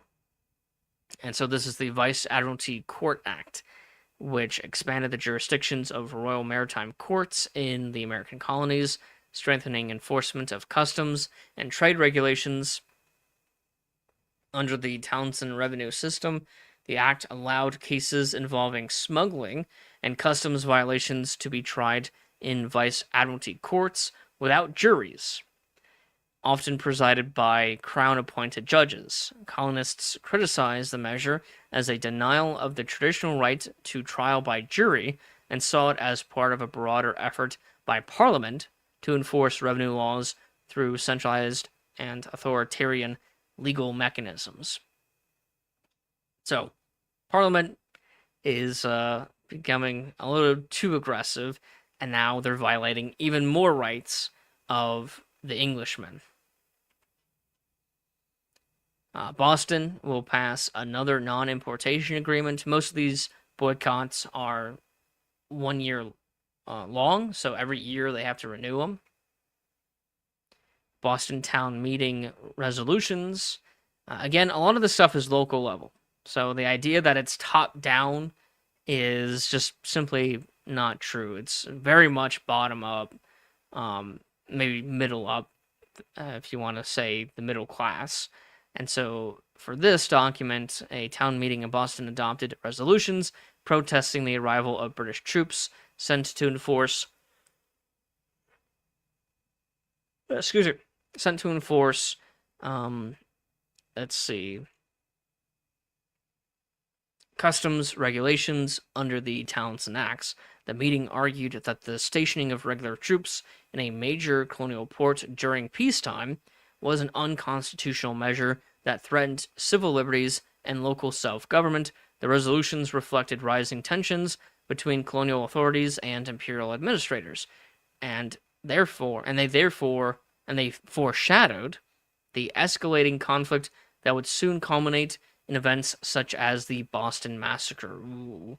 So we're starting to get close to that. And we have the Boston Army and Fleet arriving in, or the British Army and Fleet arriving in Boston. And here is a depiction of that event. And this is made by Paul Revere. I think it was Paul Revere. Yeah, I think so. And so he makes this engraving. He also makes the engraving that's the background, which is the Boston Massacre. And so this engraving is a depiction of this event, which happened on September 30, 1768. And then, so William Pitt, he resigns because he's sick, and Lord Grafton will become prime minister. Grafton oversaw escalating unrest in North America as he upheld the Townsend duties and sent regiments of soldiers to cities like Boston, while simultaneously attempting partial concessions. Unlike Grenville's rigid taxation schemes, Rockingham's conciliatory repeal, or Pitt's lofty but ineffective imperial vision, Grafton's inconsistent approach, wavering between military coercion and compromise, bred mistrust, deepening the rift between Britain and the colonies. So again, keeping track of who is prime minister is very important, because each prime minister has their own take on what policies to pass, how to enforce those policies, what policies to repeal, how to appeal and reconcile the differences with the colonists. And these differences in their platforms will lead to this back and forth and this cyclical nature of this time period of the imperial crisis. And so having inconsistent leadership is not really good when it comes to a very sensitive issue like this imperial crisis. Parliament will debate the issues going on in America. Lord North, a member of Parliament at this time, argues against a general inquiry into the American colonies, hoping to confine parliamentary concerns to matters in Boston. So Lord North just wants to focus on what's happening in Boston. He says that a general inquiry would not be a measure of conciliation, it would be the means of fresh disputes. William Beckford argues for a general inquiry, telling North that you know very little of the state of America, but from one side. Barlow Trechkothick, these are interesting names, supports Beckford, stating that I look upon America as deluded. And so Britain, Parliament, is debating these issues, and I hope to add even more primary sources about all these debates, if we can find the full text of these debates happening in Parliament. The Junius letters begin to be published, most effective, sustained political criticisms of the governments of the Duke of Grafton and then Lord North begin to appear in the Public Advisor, a London newspaper, in the form of a series of letters pseudonymously written by Junius, whose true identity remains unknown. They run monthly, sometimes more frequently, until January 21st, 1772, and are remarkable for their political insight and literary quality. They are reprinted in newspapers throughout the British world and become the most famous polemic of the day, mostly in England. House of Commons considers Massachusetts Circular Letter and 1768 Virginia resolutions. Edmund Burke, George Grenville, Lord North, and Isaac Barr are among those who debate what to do about American affairs in light of measures from Massachusetts and Virginia. Burke responds to claim that the problem with Massachusetts lies in the colony having too much democracy, and pointing out, erroneously, that Virginia has no democracy in its government. Grenville argues that those who have deluded the Americans are in this country, while Barr suggests that it is not a question of one refractory colony. The whole colony is ripe with revolt. The whole colony being the whole, region of colonies, the North American colonies. Resolution of Parliament to revive the policy of transporting criminals from North America to England to stand trial. So this is debated throughout January of 1769, and the measure is intended to send a message to colonials that dissidents cannot hide behind like-minded neighbors who choose to ignore the law. George Grenville, the former prime minister, says the move is insulting our understandings, because in truth you do not mean to send for anybody, and this resolution is so much waste paper. Virginia resolves on the Townshend Acts. So this is Virginia's petition against the Townshend Acts. And again, this is reaffirming the idea of representation and constitutional rights of English subjects. The resolves condemned Parliament's revenue measures and reiterated that only colonial assemblies possessed the authority to tax their own inhabitants. They also encouraged intercolonial cooperation and helped sustain organized resistance as tensions between Britain and the colonies continued to intensify. Now, royal governors don't really like these resolves, and so the royal governor of Virginia, Governor Norborne Berkeley, dissolves the Virginia Assembly. And so he dissolves the Virginia Assembly right after the Virginia Resolves are passed, because of the Virginia Resolves are passed. And this dissolution was intended to suppress coordinated resistance and reassert royal authority over colonial governance. However, it instead prompted Virginia legislatures to meet independently and adopt further non-importation agreements, reinforcing intercolonial unity and deepening the constitutional crisis. And so, right after the Virginia royal governor dissolving the Virginia Assembly, the House of Burgesses, Virginia passes a non-importation agreement, which again is a boycott. And this time, it's not just boycott of merchants, it's now boycott of members of the former Burgesses. So that's a huge step. Charleston, South Carolina, will also pass boycotts and non-importation agreements. And Governor Tryon, he's the governor of North Carolina, gives a speech, and he will dissolve the North Carolina Assembly. After disputes over colonial resistance to the Townshend Acts and support for non-importation agreements. In his address, Tryon condemned colonial attempts to coordinate economic boycotts and asserted the authority of royal governance over legislative defiance. The dissolution deepened political tensions in North Carolina and reflected the broader pattern of escalating conflict between colonial assemblies and royal governors across British America. And so, how this time period is taught, it's mostly Massachusetts, and then later the other colonies join. No, it's pretty much all the colonies, and from the very beginning, New York is protesting and disobeying orders like the Quartering Act of 1765.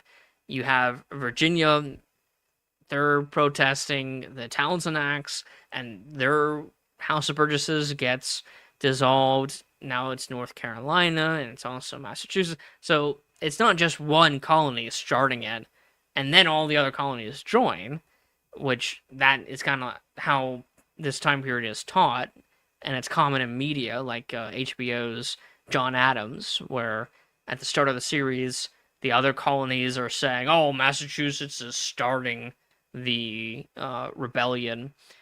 No, all the colonies, pretty much, except for maybe Rhode Island, is starting this rebellion. It's not just one colony that drags the other colonies.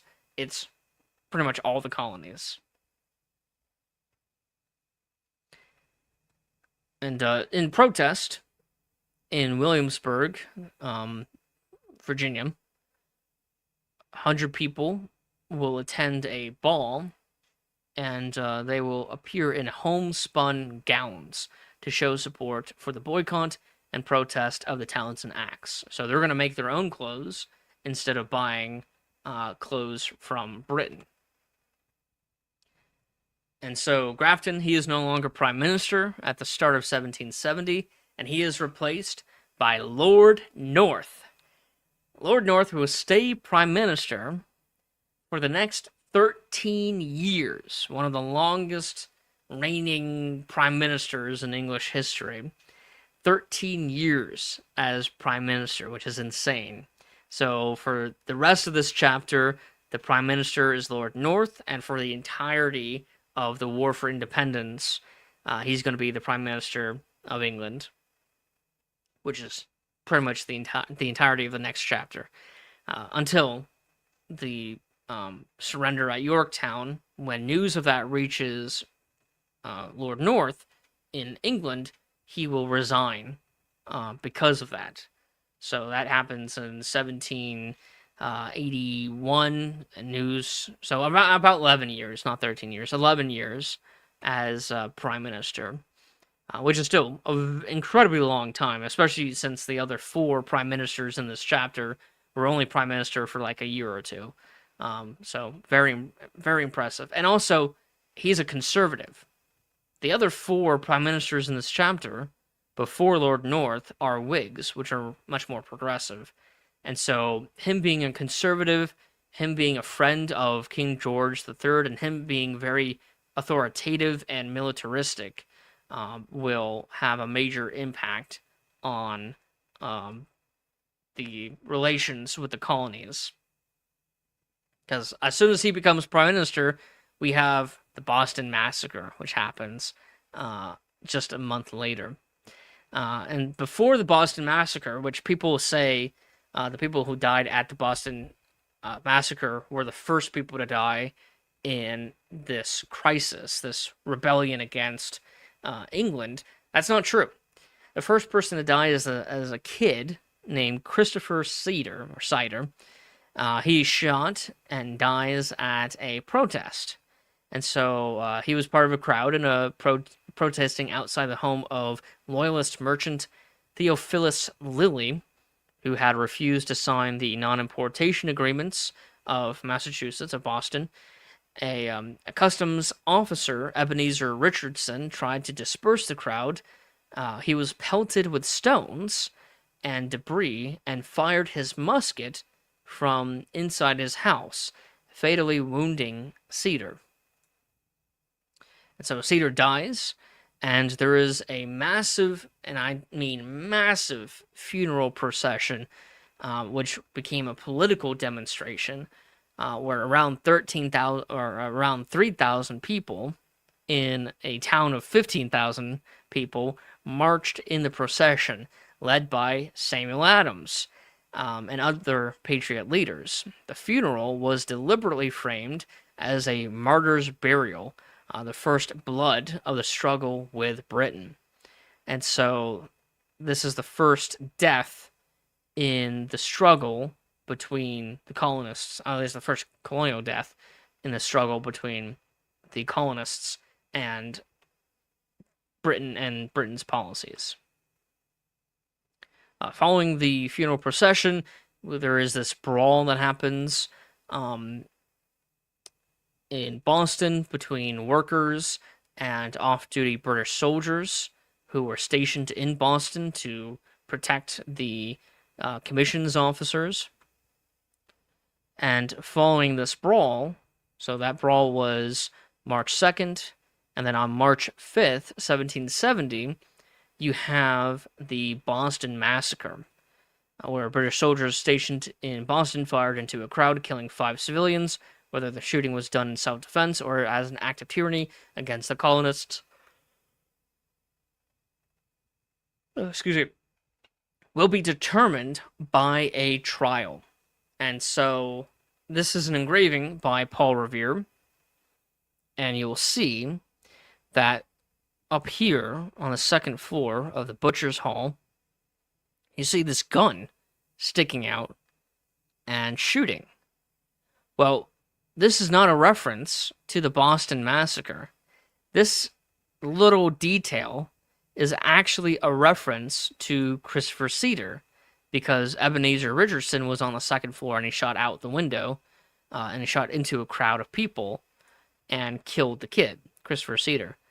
And so, this is a little detail added by Paul Revere. So it's not just the Boston Massacre being depicted, it's also the killing of Christopher Cedar in this one image. And the great irony is within a month, so this is probably around the time where Parliament gets the news of the Boston Massacre, that Parliament will repeal most of the Townshend duties.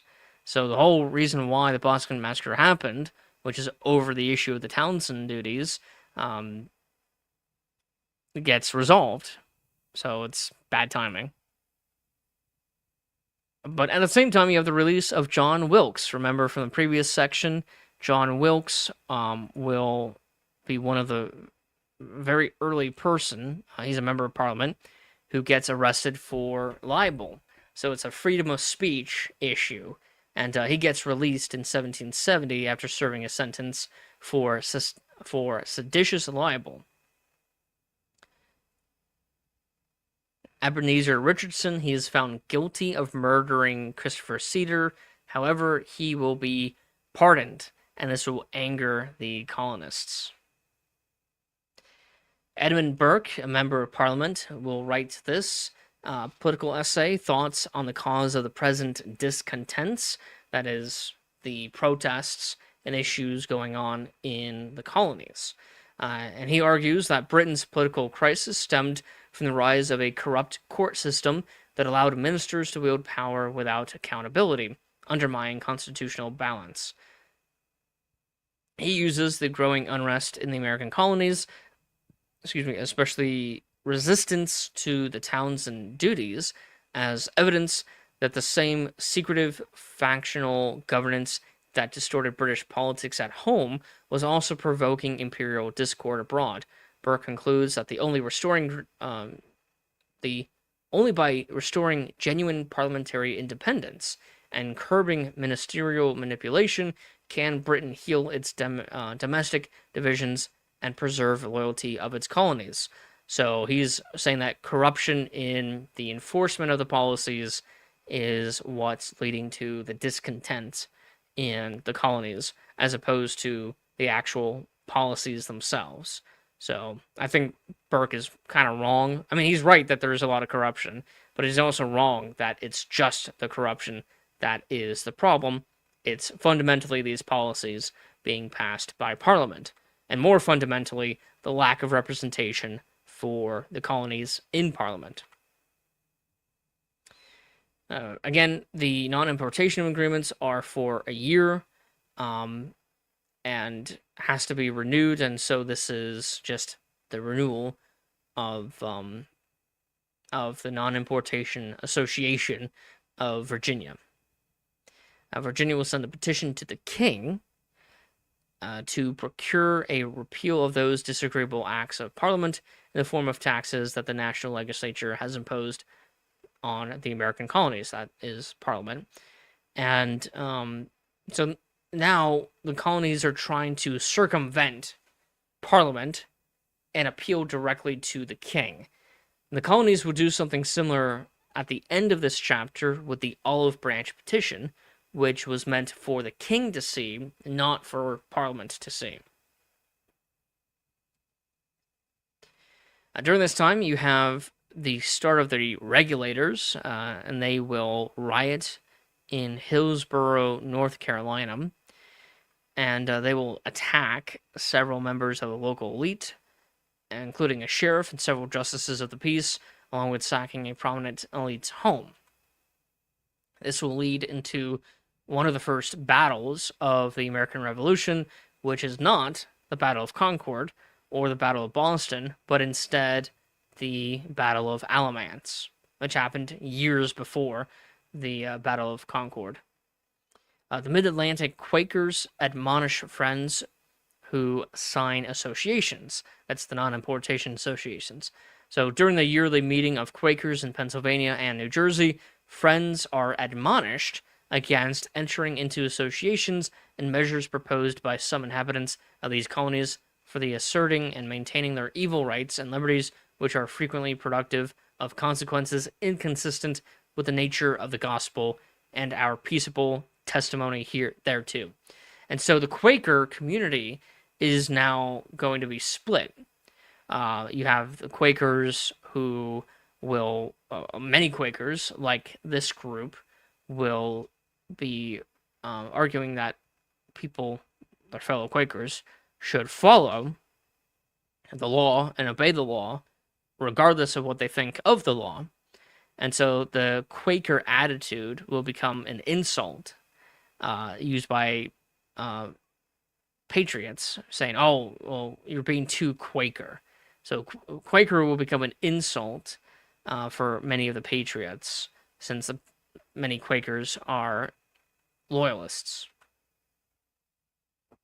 And then you have Captain Preston's trial. Captain Preston was the leader of the soldiers during the Boston Massacre, and so the trial will last about a week, and the defense was led by John Adams.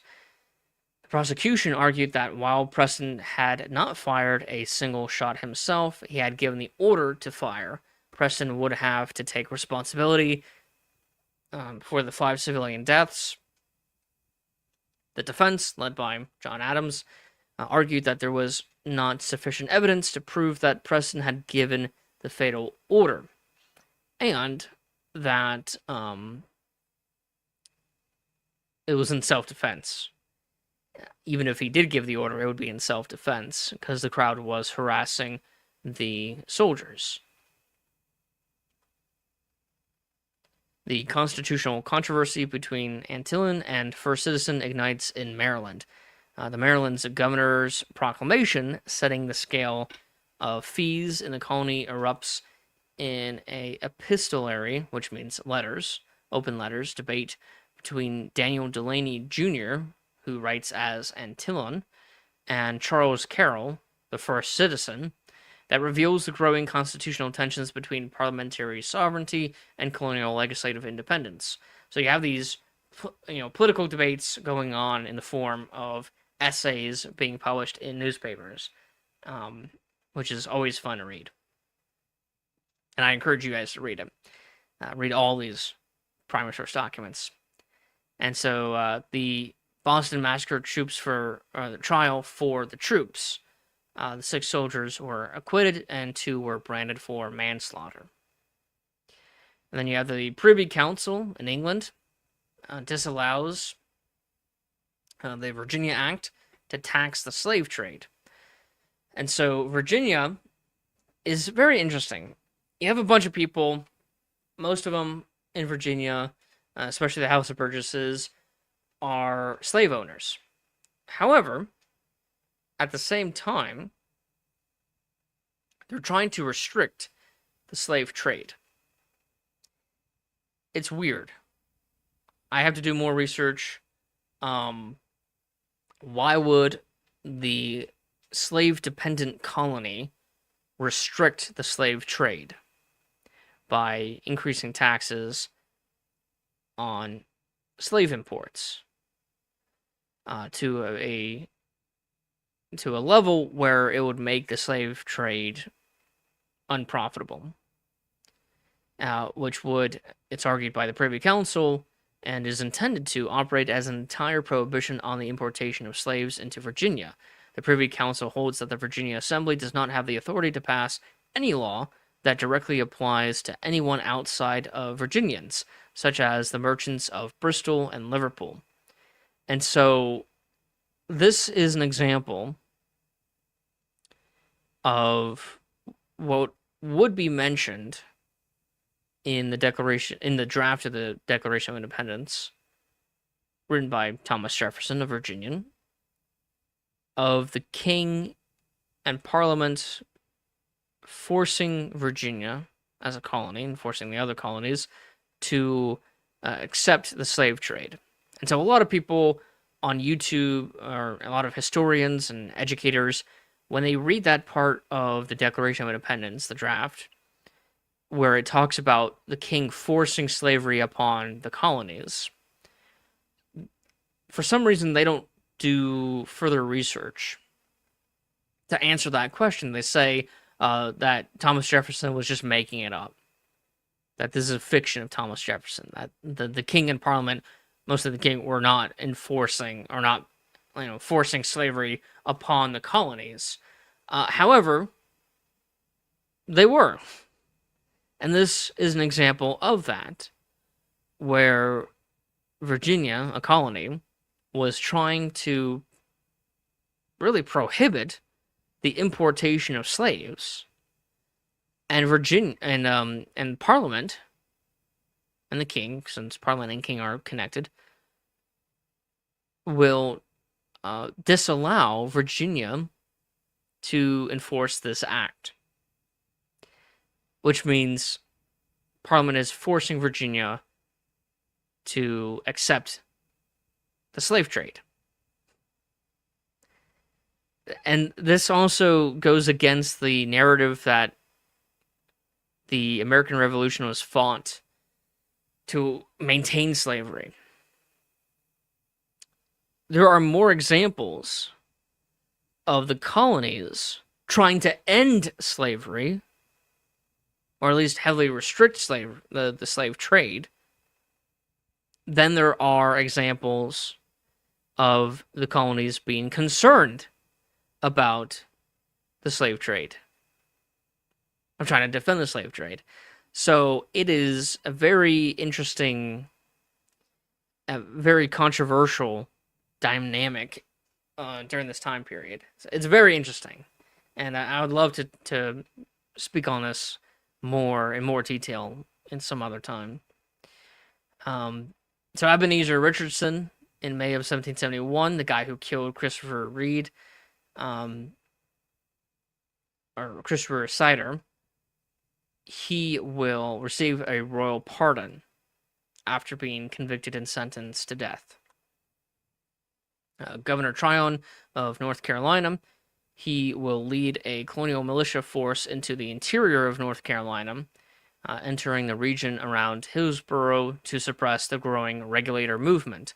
The regulators had protested colonial corruption, excessive fees, and local governmental abuses, escalating into armed resistance against provincial authorities.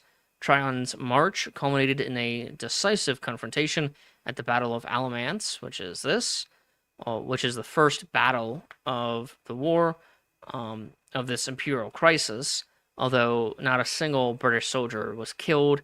Instead, several colonists were killed.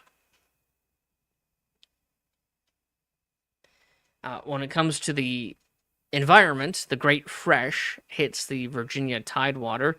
A torrential rainstorm in the Blue Ridge Mountains results in unprecedented flooding that wipes out crops, buildings, and kills approximately 150 people from the Piedmont through the Tidewater. On May 27th, a ship's captain near Richmond records the James River as 40 feet higher than normal. The Virginia Assembly meets in July to assess the damage and provide emergency relief to victims. So this isn't really related to much of anything, but it's just interesting getting context of like what else is going on. And so talking about the environment and a major storm like this and the damages it caused is just a little bit more interesting content to have on these timelines. Now you have Lord Dunmore. He arrives at Williamsburg to start his post as the Virginia governor. John Murray, the fourth Earl of Dunmore, which is Lord Dunmore, arrived in Williamsburg to assume his post as royal governor of the colony. His arrival marked a transition in Virginia's colonial administration during the period of increasing political tension between colonial assemblies and the British imperial policy. Dunmore's governorship would later become significant in the escalating conflicts leading toward the American Revolution, particularly as disputes over authority, taxation, and governance intensified. So Lord Dunmore is going to be a very important person for the American Revolution. Let's see, A Calm and Respectful Thoughts on the Native of the Crown by Zubley. This is another political essay talking about the negative power of the Crown, which is the Crown's authority to veto colonial legislation, and its implications for colonial self-government. Zubley argued that while the Crown possessed legitimate constitutional authority within the British Empire, its use of the veto in colonial affairs should be exercised cautiously to avoid undermining the traditional rights of representative assemblies. And in June of 1772, you have the burning of the Gaspee, which is burned by Rhode Islanders. So I made a comment earlier that Rhode Islanders were not causing a ruckus in the American colonies.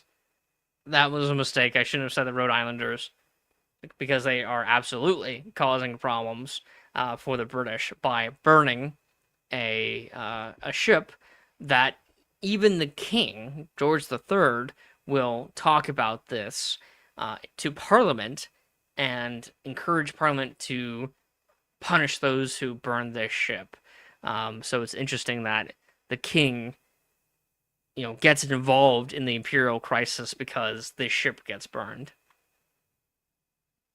The famous Somerset case is decided in London in June of 1772. James Somerset, a runaway slave owned by Charles Stuart, a Scots merchant living in Virginia, is essentially declared a free man by a court led by Lord Mansfield, Chief Justice of the King's Bench, who held that the power claimed by Stuart in trying to capture and return Somerset to slavery never was in use here being England.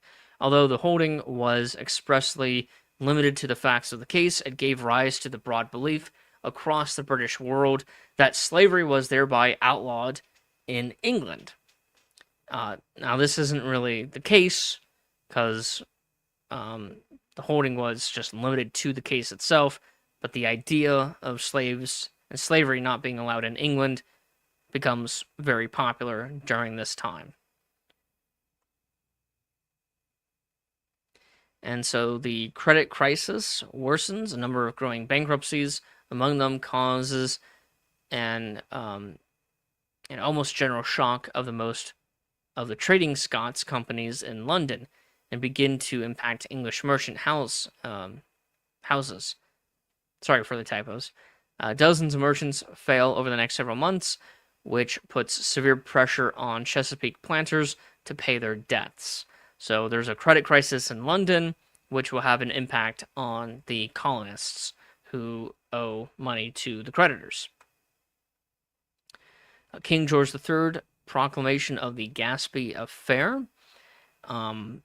I should have written a description for this, but this is in response to the Gaspee burning, which was apparently owned by a friend of the king.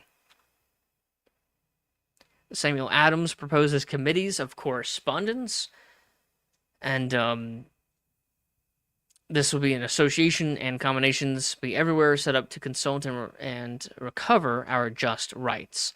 So the committees of correspondence will be the precursor to the First Continental Congress. So Massachusetts would set up a committee of correspondence, which is designed to coordinate communication with the other colonies. And The Rights of the Colonists is a political essay written by Samuel Adams, and he argued that American colonists were entitled to the same natural rights as Englishmen, including self-government and freedom from arbitrary taxation. He emphasized that any attempt by Britain to infringe on these rights threatened liberty and justified colonial resistance. You have this essay, The Beauties of Liberty by John Allen. He celebrated the principles of freedom and self-governance, urging colonists to cherish and defend their liberties against British oppression. The pamphlet combined moral, religious, and political arguments to inspire resistance and support for colonial rights. An address on slavery in America by Benjamin Rush. Benjamin Rush is going to be a famous patriot. This pamphlet by Benjamin Rush condemned the institution of slavery in the American colonies as morally corrupt and inconsistent with the Christian and Republican principles. Rush argued that slavery degraded both enslaved people and slaveholders, and he urged gradual emancipation along with moral reform. The work became one of the early influential abolitionist texts in British North America and reflected the growing tension between Enlightenment ideals of liberty and the realities of colonial society. So again, the idea that the colonies were founded to preserve slavery is not really founded in many of the colonies. In fact, the exact opposite, where tensions and arguments against slavery are becoming popular, especially in the North, like Massachusetts and Pennsylvania. Virginia will establish a colonial correspondence in response to Massachusetts establishing a colonial correspondence. And then the last document in this section is Candace by Samuel Adams. And this is another political essay, argued for the protection of colonial liberties and critiqued British attempts to impose laws and taxes without consent. It sought to awaken public awareness of governmental overreach and encourage principled resistance to preserve the rights of the colonies. So this is the last document for that section. Now we go into the third and final section of this chapter, chapter 4. It's called The Cause of America, from 1773 to 1775. And so this section begins with the proposal of the infamous Tea Act. So Lord North, he is the Prime Minister of England at this time, and he introduces the Tea Act to Parliament amid heated debate over how to rescue the financially distressed British East India Company, along with the credit crisis that's going on. Supporters of the bill argued that granting the company direct export privileges and removing certain domestic duties would stabilize its finances and allow it to sell tea more cheaply in the American colonies, thereby discouraging smuggling and restoring legal trade. Critics, however, warned that the measures were politically dangerous because it preserved the Townshend duty on tea, and it would likely provoke colonial resistance by appearing to reaffirm Parliament's contested right to tax America for revenue. And so we have the Tea Act itself, which gets passed on May 10th, 1773. It is designed to rescue the financially struggling British East India Company, as I explained in the previous event on the timeline. John Adams will submit the Hutchinson letters to the Massachusetts House of Representatives. Benjamin Franklin sent John Adams certain private and damning letters, notably involving Governor Hutchinson. Hutchinson's now the governor. And Adams then submitted the letters to Massachusetts House of Representatives, who, after reading them the same day, created a committee to consider the letters and write a report, which was submitted later in the month. Oh, I misspelled later. Another typo. And so these are the Massachusetts resolves on the Hutchinson Letters affair. Um, Basically, the Hutchinson Letters is Hutchinson sending letters back to England talking about how much he hates the Massachusetts, his own subjects. And so this will anger Massachusetts a lot. And of course, he will try to deny it. And then an interesting document, poems on various subjects, religious and moral, by Phyllis Wheatley. She is a slave, a woman, and her master decides to publish these poems, and they become very popular in the South. Um, George Washington will comment on how impressed he was of them. To me, it's kind of overrated, but it's interesting history and it gives, I guess, context to the time period. So it doesn't really have much to do with the imperial crisis.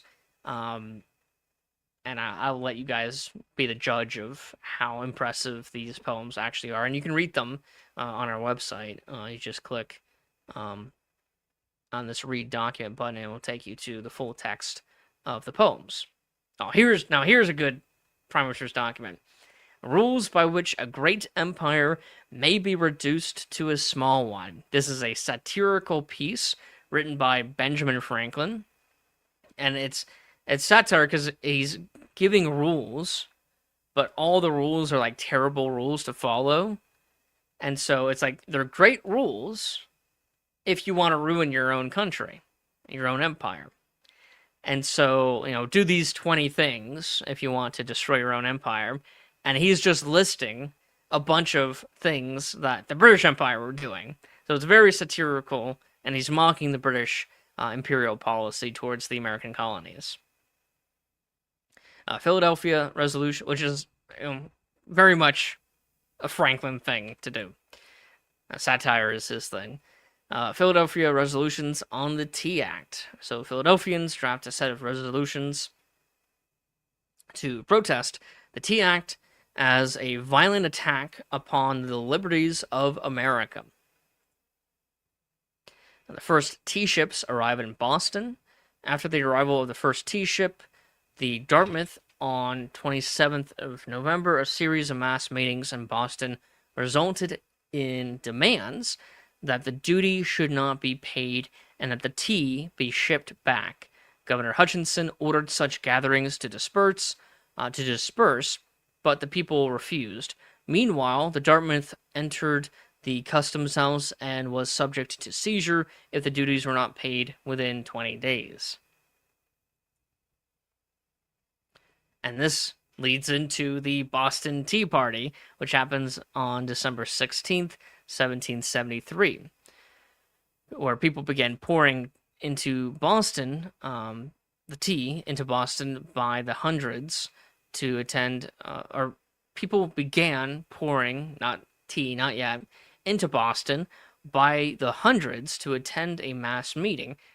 The co-signees of the tea on the Dartmouth was willing to return the cargo, but Governor Hutchinson refused to permit and ordered warships into the harbor to prevent the ship from sailing.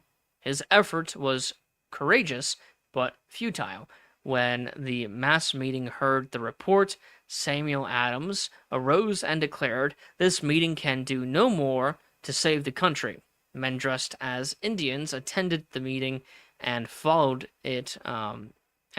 it, went to the wharf, boarded a few ships, and dumped 342 chests of tea into the harbor, as reported in Massachusetts Gazette and Boston Weekly Newsletter, December 23rd, 1773. So that's the primary source for this event.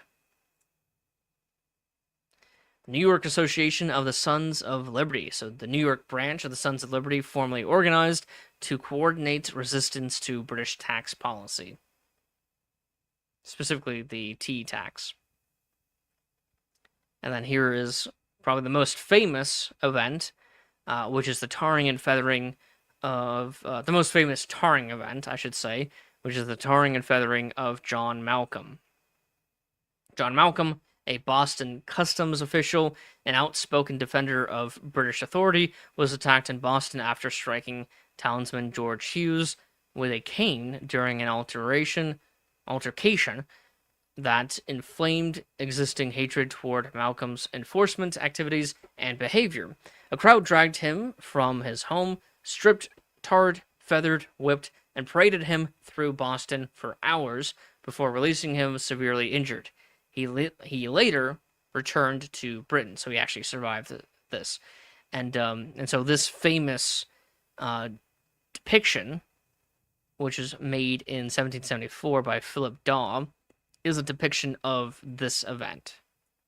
Although it's kind of exaggerating. I mean, it combines multiple events like the Boston Tea Party, which happens in the background, and then the tarring and feathering, and shoving tea down the guy's throat.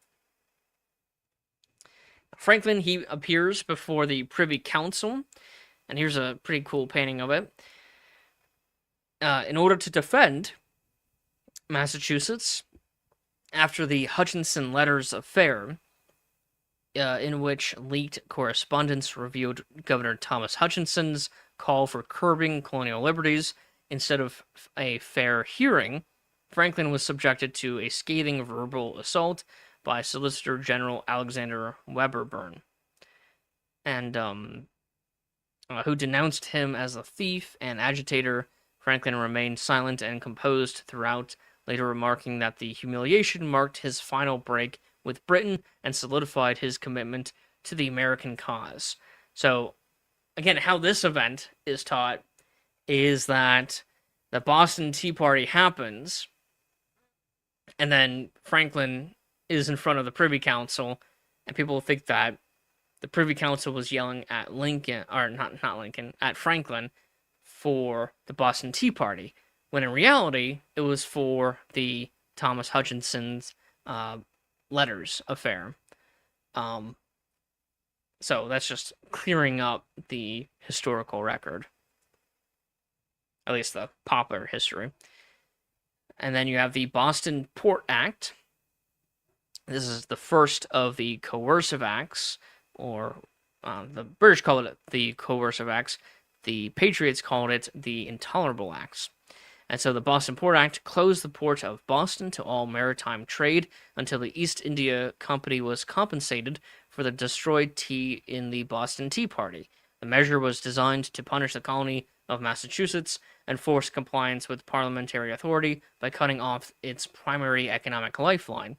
Instead of isolating Boston, however, the act generated widespread sympathy throughout the colonies and accelerated intercolonial cooperation against what many viewed as collective punishment without representation. The Virginia courts are closed with the expiration of the law that set court fees. Virginia courts closed because the Virginia Assembly cannot enact a new law before it is dissolved by Lord Dunmore. All the courts remain closed until 1776. In the meantime, creditors cannot force any action to recover their debts. While all this is going on, you have Lord Dunmore's War, which is a very brief conflict and only lasted a couple months, erupted between Virginia militia led by Governor Lord Dunmore and the Shawnee and Mingo nations over control of the Ohio Valley. The conflict ended with the Treaty of Camp Charlotte in October that year, forcing Native Americans to cede land to Virginia and intensifying colonial expansion westward. So again, one of the very first documents that we have in this chapter is the Proclamation Line of 1763. Well, most people wrongfully believe that the Proclamation Line prevented the expansion of the colonies. It really didn't. And the line itself that you see on the map was a later invention to help depict the Proclamation Line. It only protected native Allied land. And if, again, you know anything about the relations between the Native Americans and Britain at this time, most Native Americans are not allied with the British, so most Native American land is not protected by the proclamation line, and also did not actually prohibit the expansion of the colonies. It only restricted how the colonies can expand by requiring royal governors to accept or approve of any purchasing of land past the proclamation line, past the borders. Um, and so when an incident like this, where Lord Dunmore, he's the royal governor of Virginia, allow for more land from Native Americans who aren't allied with the English to be taken, ceded from the natives, and brought to the Virginia territory. So proclamation line, not as important as what many people make it out to be. Doesn't really protect Native American land. It actually does the opposite, because in the proclamation of that, of 1763, it gives a bunch of land to the officers who fought in the French and Indian War as a reward. So that's kind of like the exact opposite of protecting native land. So I highly encourage people to actually read these primary source documents instead of just believing whatever you hear or read in textbooks or by your teachers or by educators, because the primary sources tell a very different, much more complicated story than what is currently the common myth of this time period. I mean, I call it a myth because it's not really real or accurate to reality. The current historiography of this time period is not very accurate.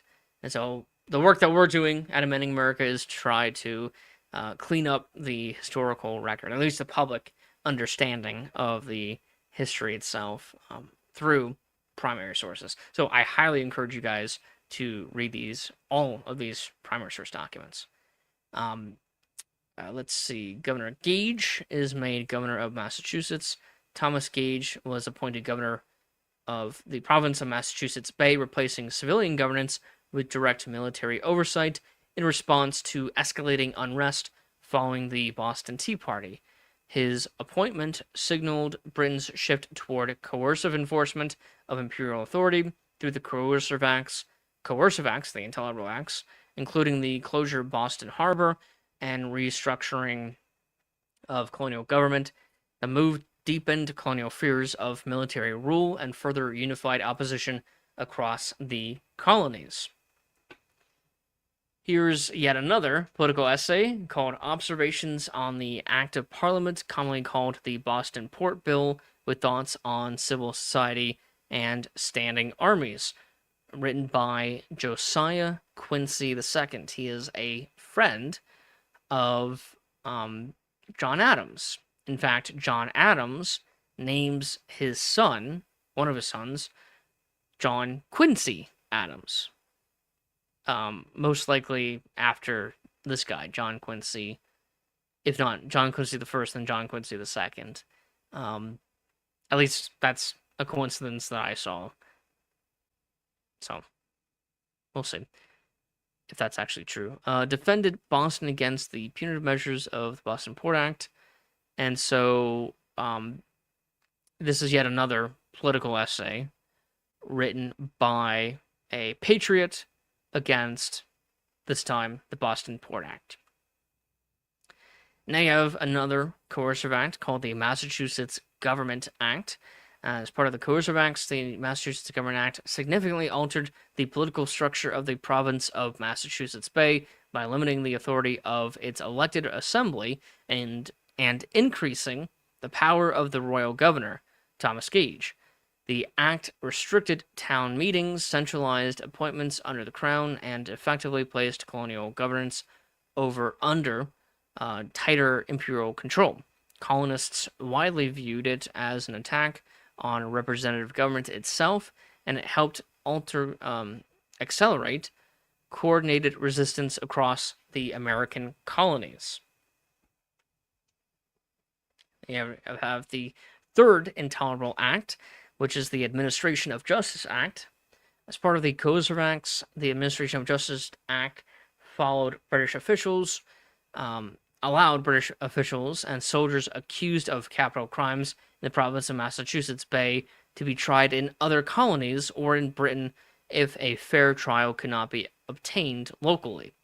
The measure was intended by Parliament to protect imperial officers from hostile colonial juries, but it was widely condemned in America as the Murder Act because it appeared to permit officials to evade justice for actions committed in the colonies. The law further deepened colonial fears that British governance was abandoning impartial legal principles in favor of protecting imperial authority. Virginia passes a resolution to fast and pray for Boston. And so this is going to be a very common thing throughout this period, and then going into the American Revolution, where you have these fasting and prayers for the colonial cause. Virginia Governor Lord Dunmore will dissolve. Excuse me. I've been talking for almost 3 hours straight. So, this is much longer than even the other chapters. And we're not done yet. We still have a lot of this material to cover. So let's see. Virginia Governor Lord Dunmore dissolves the House of Burgesses. That's the Virginia General Assembly. After it defied royal authority by passing resolutions condemning the British Coercive Acts.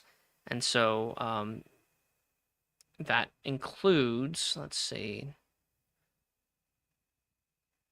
I believe that includes the Virginia Resolution to Fast and Prayer. And that's what Dunmore is freaking out about. Virginia calls for the Continental Congress. And so you have another typo, geez. It's supposed to be the with one T, not two.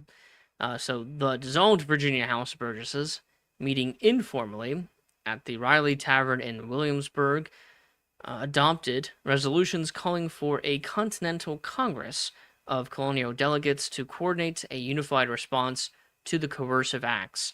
The proposal was advanced by leaders such as Patrick Henry and Thomas Jefferson, and it urged all colonies to consult together on measures of readiness.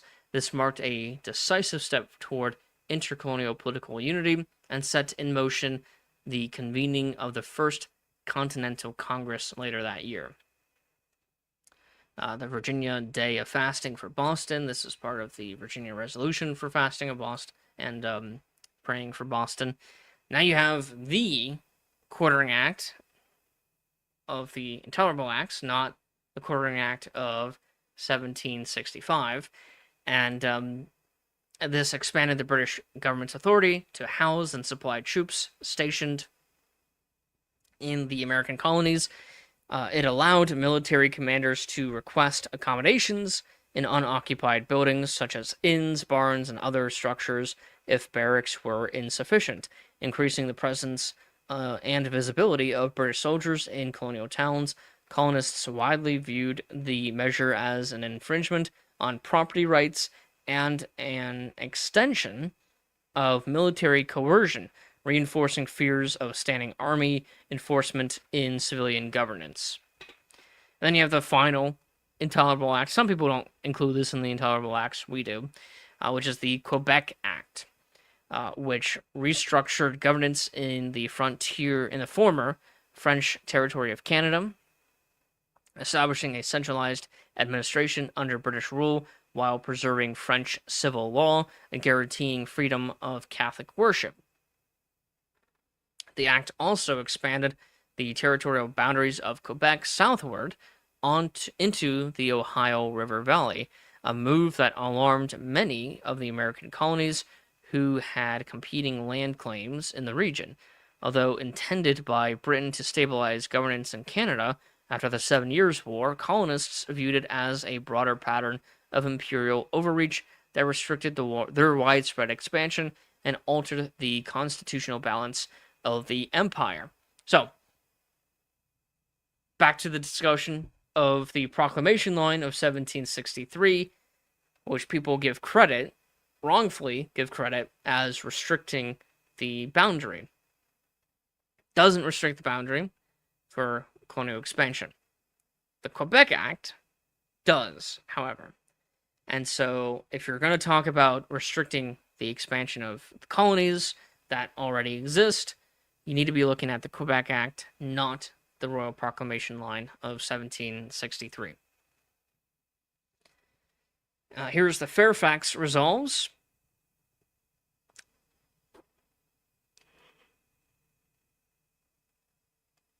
Excuse me. A convention of Virginia leaders meeting at Williamsburg adopted the Fairfax Resolves, drafted primarily by George Mason.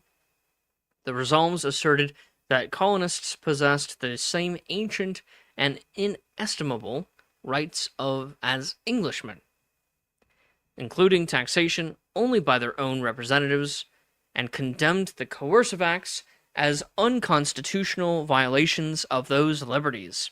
They also called for a Continental Congress to coordinate colonial resistance, marking an important step toward unified intercolonial political action.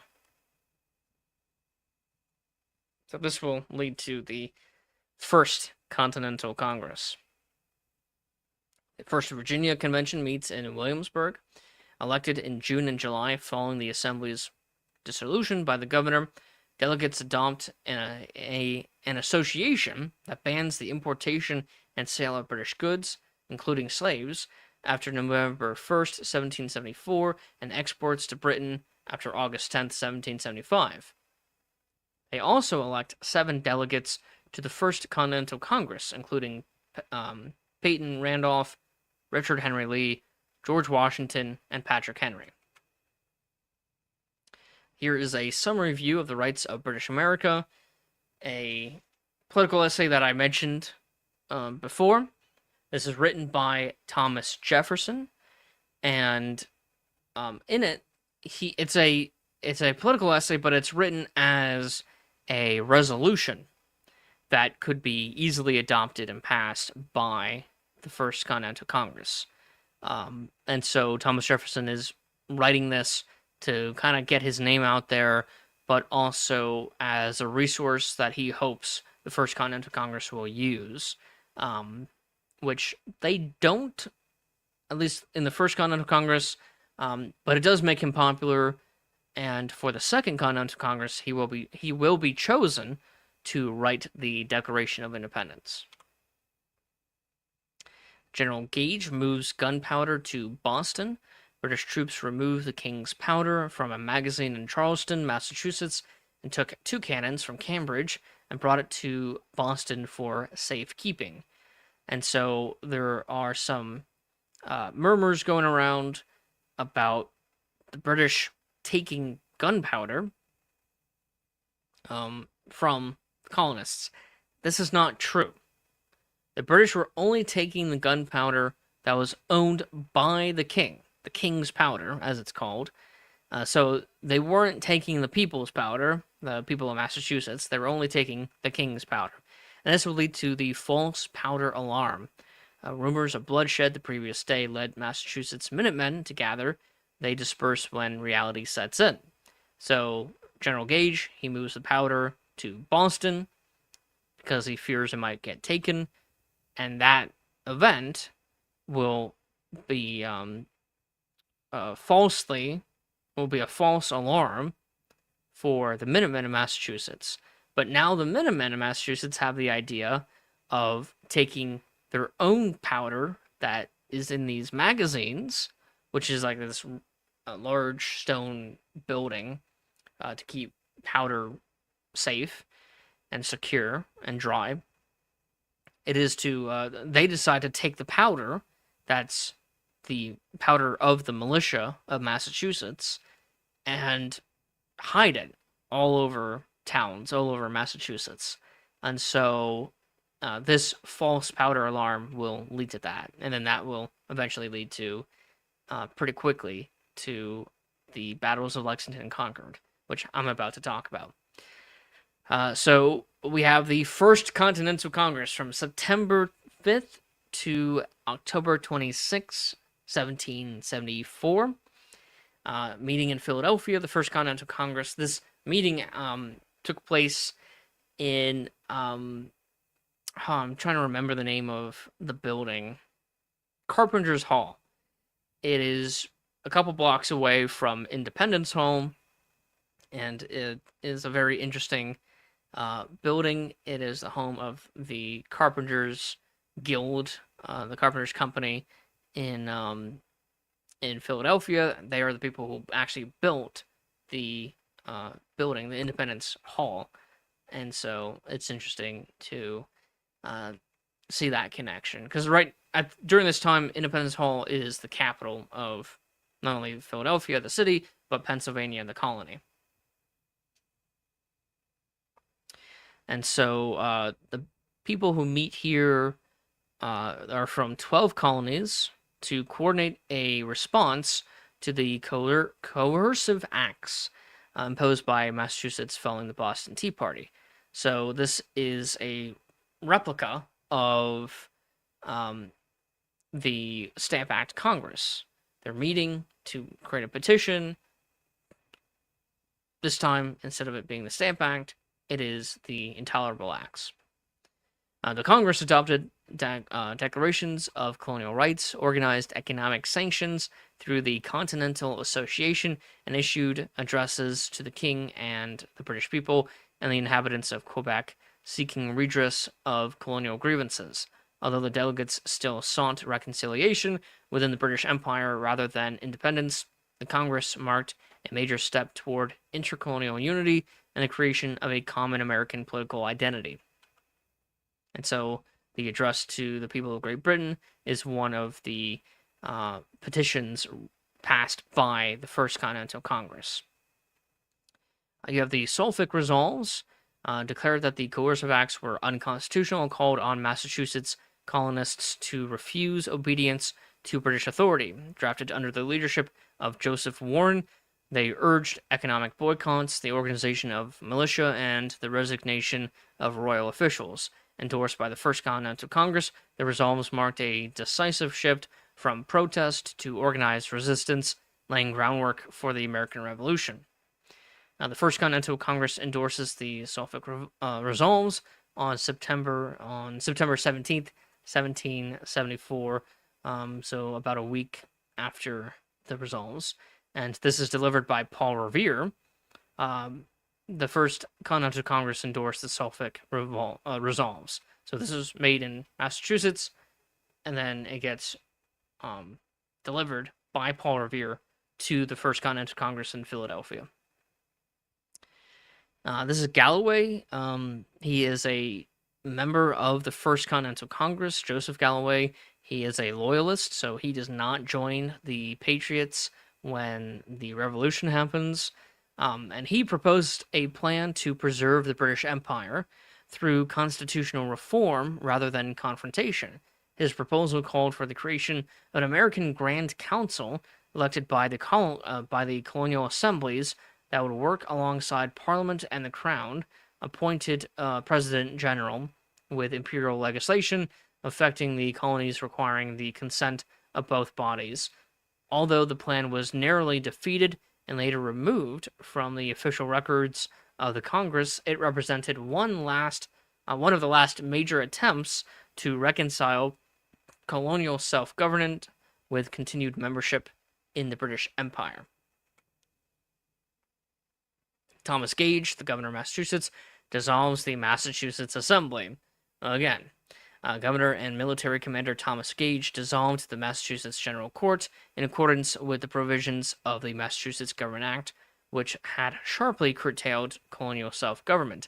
Rather than ending political resistance, the dissolution prompted many representatives to reconvene independently as the Massachusetts Provincial Congress under the leadership of figures such as John Hancock. This transition from royal institutions to parallel revolutionary governments marked a significant escalation in the constitutional crisis and moved Massachusetts closer to open rebellion. Ooh, things are starting to get really heated. Massachusetts Provincial Congress meets in Concord. Delegates from across Massachusetts gathered in Salem, despite orders from Governor Gage that the General Court, the Colonial Assembly, should not meet there.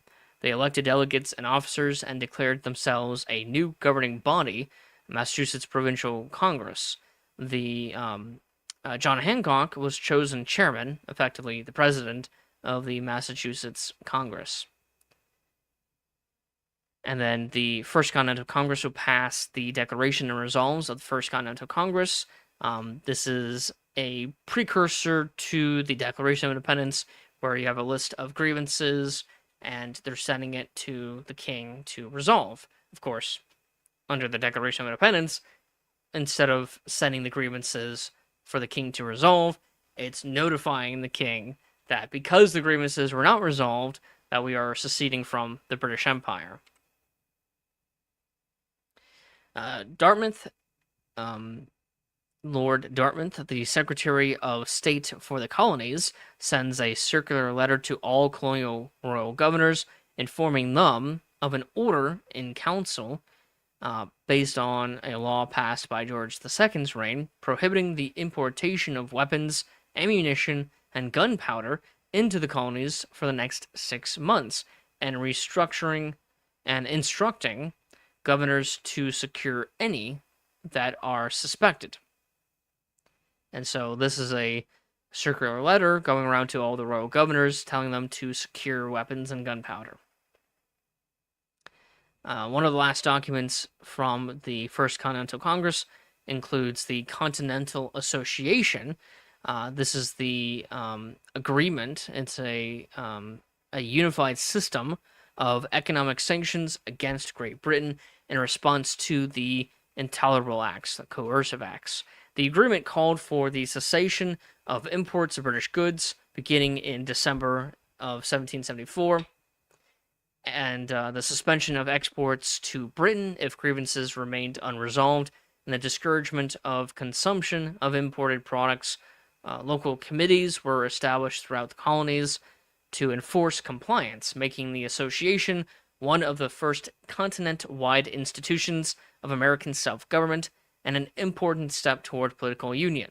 So this is a precursor to what would be the Second Continental Congress and the Articles of Confederation. You have the petition to repeal the Intolerable Acts. This is one of the last documents of the First Continental Congress. That is a petition to repeal the Coercive Acts of England, the 5 acts that I already mentioned. And interesting enough, Yorktown will have its own Tea Party, although not as famous as the Boston Tea Party from a year prior. And learning that the merchant ship Virginia, lying in York River, has in its hold 2 half chests of tea co-signed to a Williamsburg merchant. Angry citizens board the ship, then immediately hoisted the tea out of the hold and threw it into the river. Merchants will support the Continental Association in Virginia. Almost 500 Williamsburg merchants sign the Continental Association and present it to Peyton Randolph. The Restraining Act is passed in Parliament. Or Restraining Acts, there's 2 of them. These 2 acts passed by Parliament of Great Britain, which limited colonial trade in response to both increasing and spreading of civil disobedience in Massachusetts and New England, and similar trade restrictions instituted by elected colonial representatives. The first of these would receive royal assent on March 30th, 1775, becoming known as the New England Restraining Act. The second would receive royal assent on April 13th, 1775, and would expand the trade restrictions in New Jersey, Pennsylvania, Maryland, Virginia, and South Carolina in retaliation to the Continental Association of the First Continental Congress. George III opens the new Parliament with a speech on rebellion in Massachusetts. So the king opens the newly elected Parliament, in which many people had placed great hopes for reconciliation, with a speech that declares he is obliged to inform you, the people of Parliament, that a most daring spirit of resistance and disobedience of the law still unhappily prevails.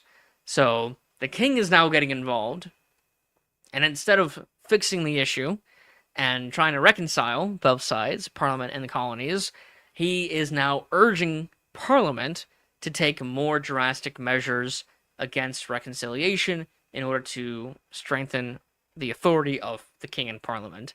So the king is getting involved at the worst time possible and will prevent reconciliation from happening. And so this section of the timeline is called the Conciliation Crisis because of it, because of the king. Maryland convention will urge men to join the militia. Meeting in Annapolis, delegates to Maryland's convention urge all men between 16 and 50 to serve in the provincial militia and to be in readiness to act on any emergency. So now the colonies are preparing their militias. A interesting debate happens via letters, public letters published in newspapers, called the Massachusettsiensis and the Jonathan Sewall, or Massachusettsiensis by Jonathan Sewall begins publication. A series of 17 essays written by Jonathan Sewall, a childhood friend of John Adams, which argued in favor of the Loyalist side, and John Adams would take up the pen and write a series of essays in response called Novanglus. Novanglus just means New England in Latin. And so this interesting debate between these two friends, one a Loyalist, one a patriot, about the issues going on in the American colonies. And you have Paul Revere, his midday ride, as opposed to the midnight ride, to Portsmouth, New Hampshire. Paul Revere warns of British intention to seize powder. I wonder if that sounds familiar. And the militia decide to raid Fort William and Mary. Because Paul Revere's warning of British intention to seize powder, the local militia raided the fort and smuggled gunpowder away from the coast. And so, before the British were just taking the king's powder away from the magazines that was shared with the people's powder, now the militia is taking the king's powder and hiding it in the colonies, and they're also hiding their own powder. And so this raid of Fort William and Mary will lead to the powder conflict, which will lead to Lexington and Concord, which will lead to the siege of Boston, which will lead to the American Revolution, and so on and so forth. So everything is one thing that leads to the next thing. That's kind of how history works. Full vindication of measures of Congress. This is the first published essay by Alexander Hamilton regarding the conflict in the Americas. And so in this essay, he is defending the actions of the First Continental Congress. Captain Cochrane's disposition on the raid of Fort William and Mary. This is the primary source that we use for the raid on Fort William and Mary. Dartmouth, the Lord Dartmouth, the Secretary of, Colonial Affairs in Great Britain, passes a circular letter to the governors to prevent the Second Continental Congress from happening. So now Parliament and the royal governors are trying to prevent the Second Continental Congress from convening. Like I said, Novanglus, but written by John Adams, will begin its publication, which is this debate between Massachusettsiensis, written by Jonathan Sewall, who is a loyalist, and so it's just this debate. And the debate ends like days after, or days before, the Lexington and Concord in early April, which is interesting timing. Parliament declares Massachusetts in open rebellion. So this is the official start of the rebellion, at least recognized by Parliament. So British Parliament formally recognized, or formally declared, that the colony of the province of Massachusetts Bay was in a state of rebellion, citing continued resistance to the coercive acts. The Farmer Refuted by Alexander Hamilton is yet another political essay written by Hamilton, and this is in response to loyalist essays. So, Hamilton, decade later, will write the Federalist Papers, and the Federalist Papers are not a, you know, independent publication of ideas. It's actually part of a wider debate going on. So it's interesting to see Alexander Hamilton and many of the people who would participate in the constitutional debates are getting their practice debating each other and writing essays during and leading up to the American Revolution. So this is interesting to see that happen.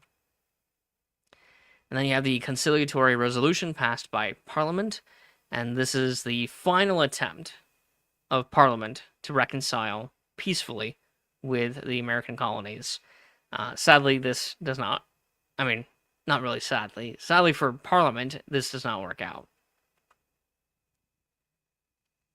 Colonel Alexander Leslie goes to Salem, Massachusetts to seize powder and guns.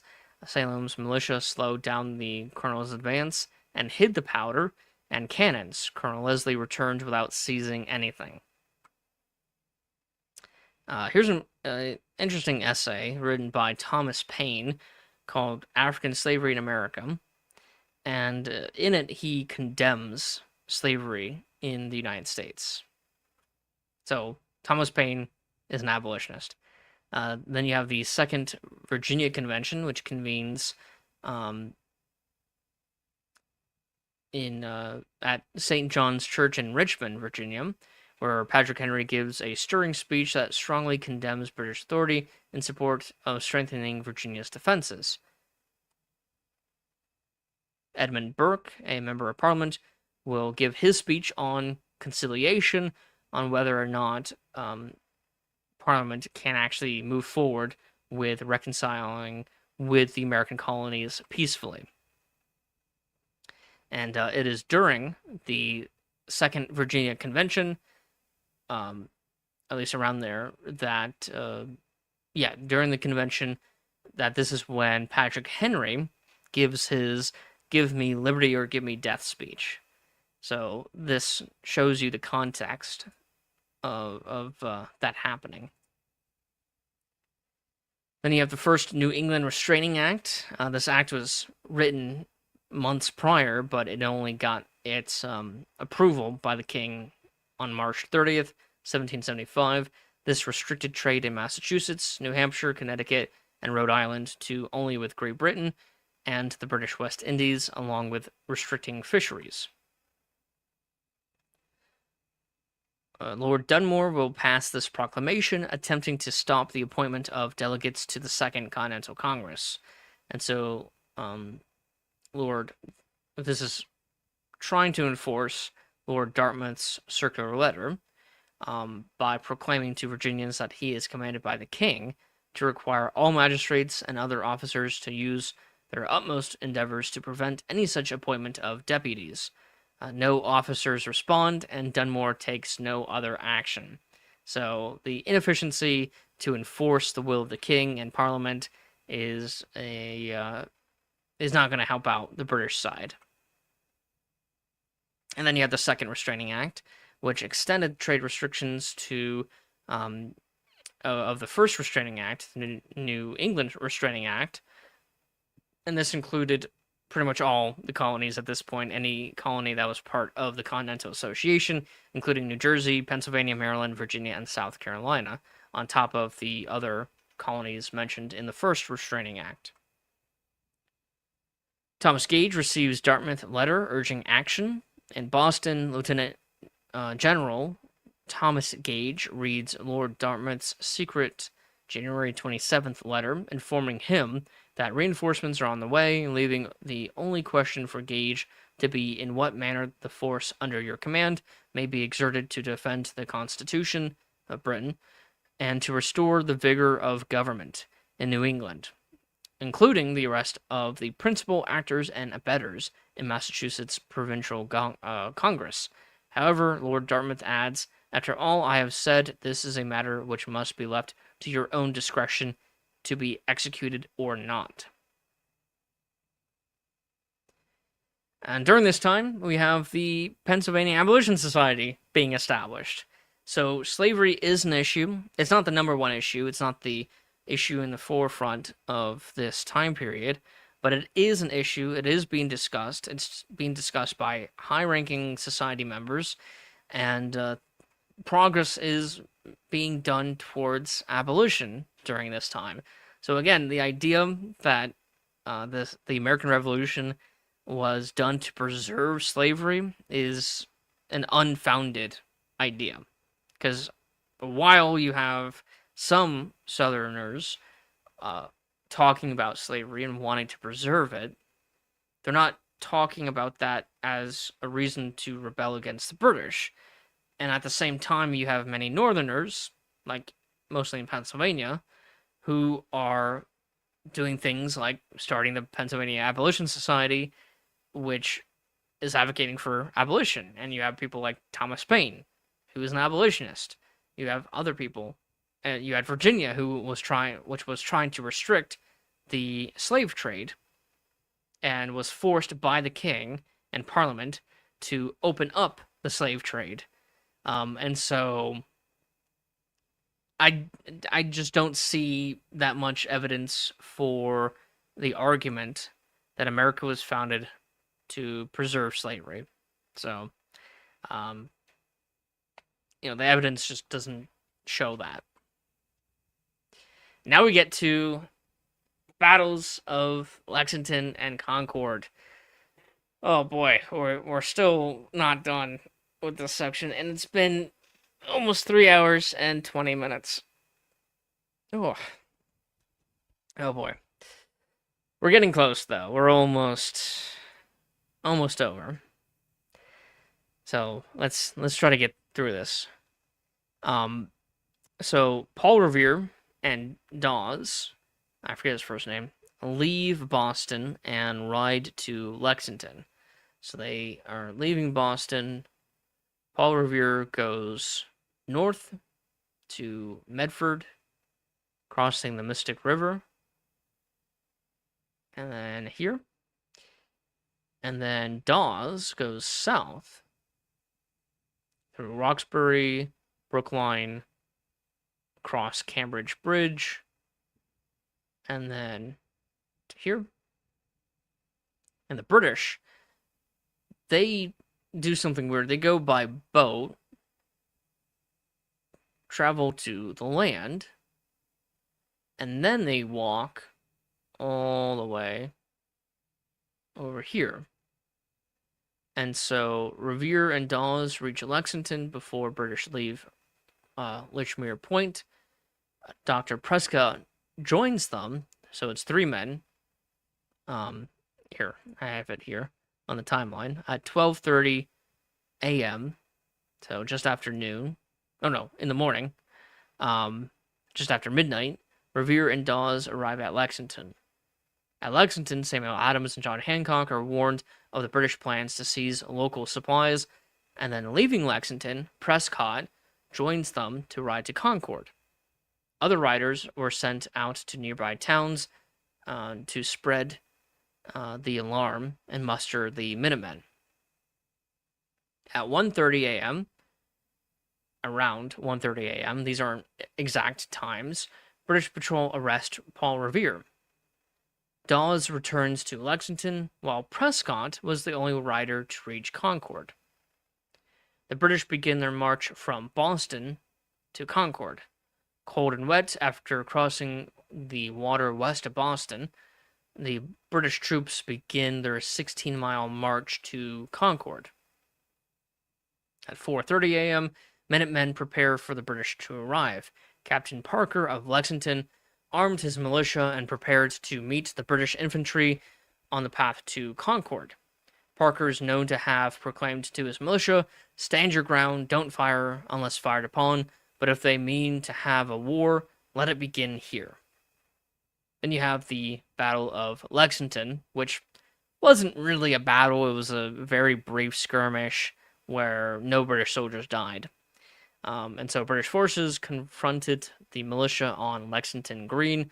Parker's men, outnumbered, began to withdraw from the British line. However, when a gunshot from an unknown source went off, the British and militiamen engaged in a volley of shots, wounding one British soldier and killing 8 Minutemen. At 7 a.m., British arrive at Concord. British forces search the town for weapons, ammo, cannons, and other supplies, but find very little. At 9:30, the Battle of Northbridge, which is the Battle of Concord. Seeing smoke rising from Concord, Minutemen arrive near the town at the North Bridge, where they fire upon British troops. The first British troops killed by colonial militia died here at Concord. So this is a battle. British retreat starting at noon and retreat from Concord, and they go back to Boston, and they do it in 7.5 hours. So from noon to 7:30 p.m. Local time, they make it back to Boston. The Minutemen harass the British regulars all the way back to Boston in a number of skirmishes, turning the 15-mile retreat into a bloody affair. British casualties totaled 273, 73 killed, 174 wounded, and 26 missing. Colonial casualties totaled 95, 49 killed, 41 wounded, and 5 missing. And at 4 p.m., the siege of Boston begins as the last British troops abandon Charleston and cross the water to Boston. The 11th month siege of Boston begins. And then you have the Williamsburg gunpowder incident. So pretty similar to what the British were attempting to do at Lexington and Concord, except without fighting. So Lord Dunmore orders 15 half barrels of gunpowder to be removed from the Williamsburg magazine during the night of the 20th. The people of the town were enraged once news spread, but Petton, Randolph, and others calmed them. Over the next few days, hundreds of men from the surrounding countryside organize under Patrick Henry and march on Williamsburg. Dunmore's family flees to a British warship, while the governor claims he was securing the gunpowder from a rumored slave revolt, which is an interesting excuse. The crisis ends on May 4th when Carter Braxton arranges to pay Henry for the gunpowder on behalf of the colony. Patrick Henry marches on Williamsburg.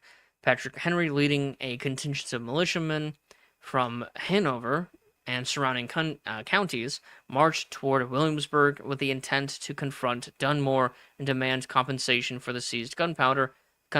The confrontation did not result in fighting. Dunmore agreed to pay for the powder, diffusing the immediate crisis, but the incident significantly heightened tensions between Virginia colonists and royal authority. And then, the Second Continental Congress convenes, and they convene on the same day as Fort Ticonderoga being captured by Ethan Allen and Benedict Arnold on May 10th, 1775. So the Second Continental Congress convened in Philly amid escalating armed conflict following the battles of Lexington and Concord. Unlike the First Continental Congress, which sought reconciliation, this session was immediately confronted with the reality of war and the need to coordinate collective defense among the colonies. The Congress began assuming governmental functions, including organizing military forces and managing colonial resistance, while still formally professing loyalty to the British Crown. And of course, Fort Ticonderoga is captured by Ethan Allen and Benedict Arnold. shortly after the outbreak of the armed conflict between Britain and the American colonies. And the fort was seized with minimal resistance and provided the colonial forces with valuable artillery, which will help at the siege of Boston. British General William Howe arrives in Boston with reinforcements. William Howe will be the first commander of British forces of the American Revolution, and he is supported by his subordinates, Henry Clinton, John Burgoyne, and others. But these are the most important generals of the American Revolution. William Howe is the first commander-in-chief of British forces. He will then be replaced by Henry Clinton, and John Burgoyne will actually be defeated at the Battle of Saratoga. And then Clinton will be the commander-in-chief of British forces for the rest of the war after Howe. And his subordinate, Cornwallis, will be the one to surrender at Yorktown, but that's going to be the next chapter. We have the letter to the inhabitants of Canada, passed by the Second Continental Congress. This is a letter trying to encourage the inhabitants of Canada, mostly Quebec, to rebel or to join the Continental Congress in protesting against the British. Not yet rebellion, but the colonists are trying to get other colonies to join the fighting. The original 13 colonies are trying to get other colonies, because there's more than just 13 colonies, to join the conflict.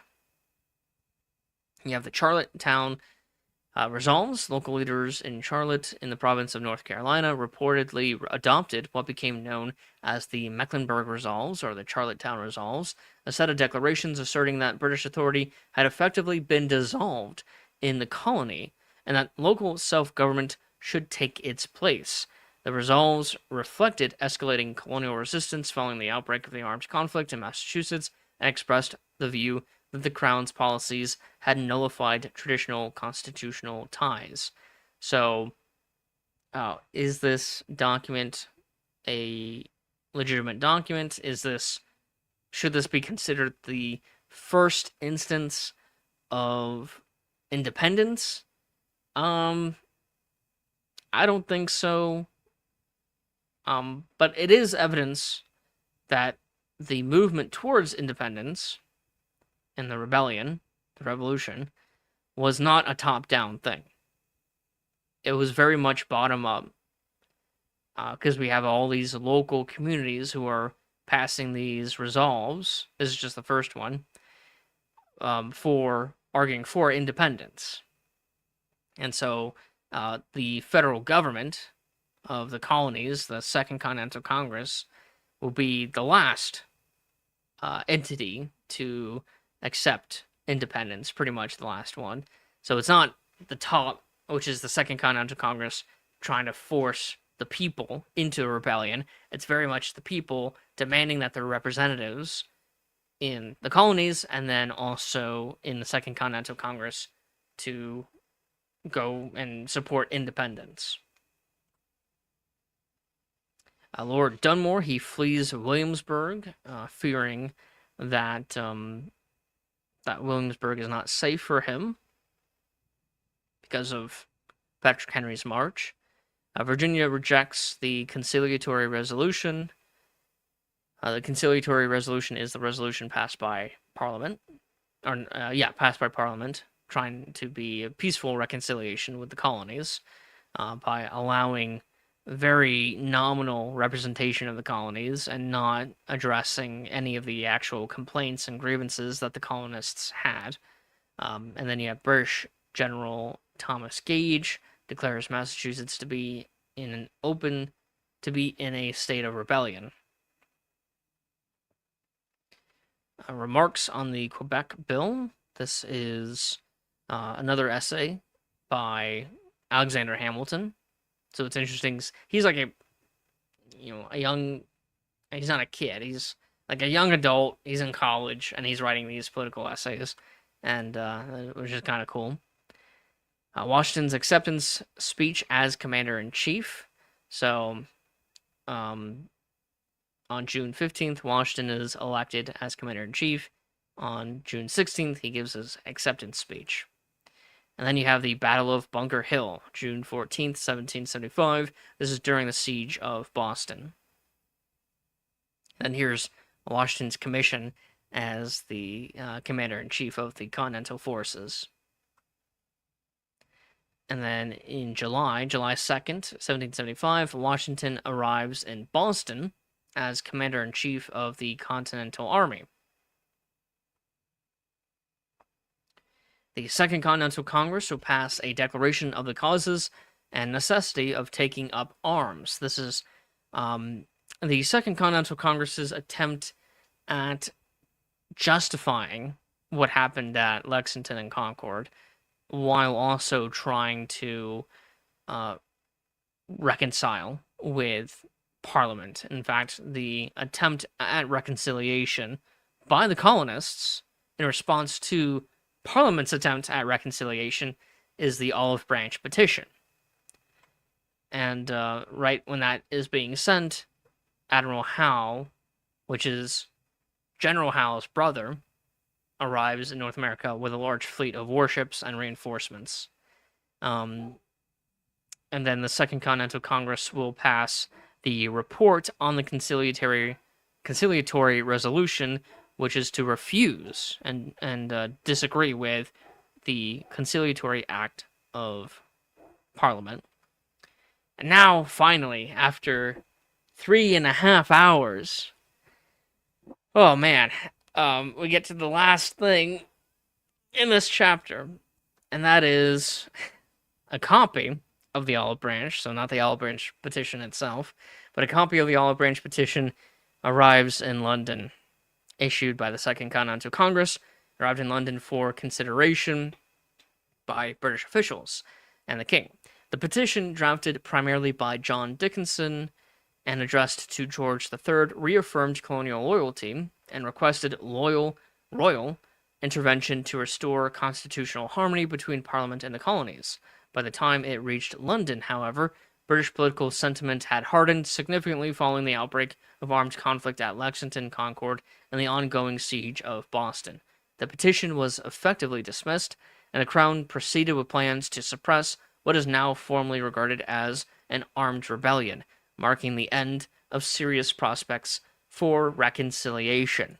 So that's why this blue section on this timeline is called the Conciliation Crisis, because it's all about trying to reconcile, but failing. And that is the end of this chapter. This is chapter 4 of the compendium. This is the first chapter of the Revolutionary Era, first of 2. The next chapter, chapter 5, which is the second chapter of the Revolutionary Era, is going to cover the War for Independence itself, which will be the next 8 years, almost 9 years, of the conflict, the imperial crisis, the revolution itself. And I'll be doing a live stream tomorrow to talk about chapter 5. So, for those who were here with me, and for any of those who watch this in the future, thank you for watching. I hope you learned something new about our old history. What we do is as an educational nonprofit, is build this resource, which is the compendium, which includes these interactive timelines that I've been using. And this is free to use and free to access on our website, www.tarpeia.us. Tarpeia is spelled Tarpeia, and we are an educational nonprofit, a 501c3, so all donations are tax deductible. Consider that. And if you want to donate a decent amount of money, you can reach out to me. Like, if you want to make a large one-time payment, you can reach out to me via my email, which is Mark with a K at Tarpeia, Tarpeia.us, and I can give you information about our charity that you'll need if you're donating through a donor advised fund or something like that, like our EIN and our address. And so, yeah, I hope you guys enjoyed this live stream. This has been the longest live stream so far, over 3.5 hours, just to cover one chapter, just to summarize one chapter of our compendium. So, we have a ton more history to cover, and I will be doing so every single day for the next 22 days, because there's 26 chapters, and we just finished the fourth chapter right now. And so, yeah, again, I hope you guys enjoyed. I hope you learned something new. And if you like what we do, and you think that this is a valuable resource for teachers and students and scholars and anyone interested in learning about our history, especially by looking at primary sources, then you can support us uh, numerous ways. We're looking for volunteers, we're looking for donors, we're looking for people to help network with other people, other content creators, other researchers, and schools and universities and stuff like that. So if you want to learn more about us, just reach out to me and I'll be happy to explain in more detail what we do. So thank you and have a nice day, and I hope to see you tomorrow.